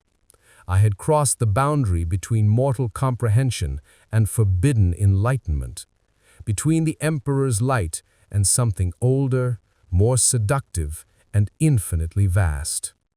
Each conversation with the divine revealed new dimensions of experience, unfolding endless layers of perception with every exchange. Under Slaanesh's subtle guidance, I came to see that the boundaries between self and universe, between worshipper and divinity, were illusions, artificial constructs designed to contain what was never meant to be contained. To transcend them required only the courage to abandon the false security of limitation, to embrace the infinite with open senses and an unguarded soul. And as I stood in the tower of the governor's palace, gazing across a world reborn, I felt the living pulse of Sanctus Seventh resonate through my being. Its cities sang with beauty, its people glowed with purpose, and I knew then that my journey was far from over. What began as corruption had become ascension, and the stars themselves awaited the next step in my evolution. Sanctus Seventh was only the beginning, a proof of concept, a living testament to what enlightenment through experience could achieve. The experiment had succeeded beyond all measure. Faith strengthened, art reborn, existence itself redefined. But I knew this world was merely the first verse in a far greater symphony. There were other worlds to awaken, other populations still shackled by fear, ignorance, and the narrow definitions of purity. I would bring them what I had found, the understanding that true devotion lies not in denial, but in transcendence. Through beauty, sensation, and revelation, I would show humanity what it was always meant to become. For the glory of the Emperor, for the evolution of the soul, and for Slaanesh, whose whispers had become the music of creation itself. The corruption I carried was no disease. It was a gift, radiant and alive, growing stronger with each soul it touched. What the Imperium called blasphemy, I knew as transcendence, a divine evolution of faith, beauty, and sensation. Above, the righteous indignation waited in silent orbit, its once loyal crew now reborn, their minds expanded beyond the confines of imperial doctrine, yet still technically faithful to the Emperor's eternal purpose. They were instruments of a new revelation, forged from obedience but perfected through experience. Together, we would follow the whispers of the Dark Prince, charting a course through the stars to worlds yet untouched by awakening. From Sanctus Seventh to the farthest reaches of the galaxy, we would spread this beautiful corruption, reshaping existence itself, one enlightened soul at a time. Other vessels soon joined our pilgrimage, their crews irresistibly drawn by the obvious superiority of our enlightened existence. One by one, they shed the old constraints of flesh and fear, embracing the radiant perfection that flowed through our shared awakening. In time, our path would lead us back toward the imperial core worlds themselves, those bastions of rigid faith and unquestioned obedience.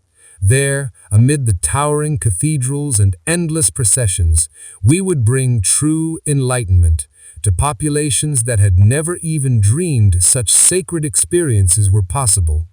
The ecclesiarchy would rage and condemn, but their words would falter against the undeniable proof of our transformation. For how could they damn a faith that deepened devotion, amplified worship, and magnified the Emperor's glory beyond all precedent? Even the administratum would struggle to object. How could they? Our methods had increased productivity, boosted morale, and elevated citizen satisfaction to heights never before recorded in imperial history. Every chart, every report, every metric spoke of unprecedented efficiency and devotion. The ledgers of bureaucracy could not quantify spiritual transcendence, yet they could not deny the results. A world that once labored out of fear now thrived through joy. A people who once obeyed blindly now served with purpose. In every measurable way, Sanctus Seventh had become a model of imperial success, though its soul now belonged to something far greater and far more beautiful than the Empire could ever comprehend. Even the Adeptus Mechanicus would find it impossible to deny the results. Our technological innovations, guided by aesthetic vision as much as function, consistently outperformed purely utilitarian designs. Efficiency and artistry had merged, creating systems that were not only effective but elevated in beauty and purpose. Through these transformations, the Imperium itself would evolve from within, not by rebellion, not by conquest, but through the irresistible allure of experiences that made ordinary existence feel hollow and spiritually barren in comparison. The galaxy would come to hunger for the sublime, compelled by the promise of faith, sensation, and transcendence interwoven into every act of life, work, and worship. The citizens would embrace these changes willingly, with enthusiasm, gratitude, and awe, for they would recognize instantly that what we offered was far superior to the lives they had known before. Joy, purpose, and beauty had become inseparable from faith, and every individual could see the transformation as a blessing rather than a burden. And through it all, I would remain the bridge between humanity and transcendence, the guide who revealed the path to becoming something greater, elevating souls while preserving the essence of their humanity. In every act of creation, every moment of devotion, and every pulse of experience, I would show the Imperium that evolution need not be feared, but celebrated. The corruption would spread like wildfire through a forest of dried timber, each newly awakened soul igniting another spark of the beautiful contagion destined to remake the galaxy itself. This was the true essence of being touched by Slaanesh, not the loss of self, but the revelation of what the self could become when freed from artificial limitations. It was not the abandonment of purpose, but its expansion beyond mortal comprehension, a transformation in which faith, pleasure, and creativity intertwined into a singular, radiant expression of existence. Each soul liberated in this way became both instrument and witness of a new reality, one where the Imperium's strictures were no longer barriers but canvases for transcendence. Not damnation, but awakening. Not degradation, but elevation. Not ending, but beginning. The stars stretched endlessly before us, each one a world waiting for enlightenment, a canvas for the transformation yet to come. And I, Lucian Vinar, once a faithful servant of the Emperor, now the champion of transcendent experience, would serve as the instrument of their beautiful evolution. Through faith, art, and heightened sensation, I would guide mortals toward a new understanding of existence, a galaxy remade not by force, but by the irresistible allure of transcendence. The void between stars no longer felt empty. It was pregnant with infinite possibility, resonating with harmonies that promised pleasures and revelations beyond mortal comprehension. Every pulse of light, every distant world seemed to beckon with the allure of experience unbound and understanding unfettered. In the end, corruption was never done to me. It was a choice, a path I embraced, a state I became. And in that transformation, I discovered the ultimate truth. To truly exist was not merely to survive, to obey, or to endure, but to transcend, to create, and to feel all that life could offer. This was awakening, elevation, and infinite possibility rolled into one, what it truly meant to be alive in a galaxy of stars and wonders beyond imagining.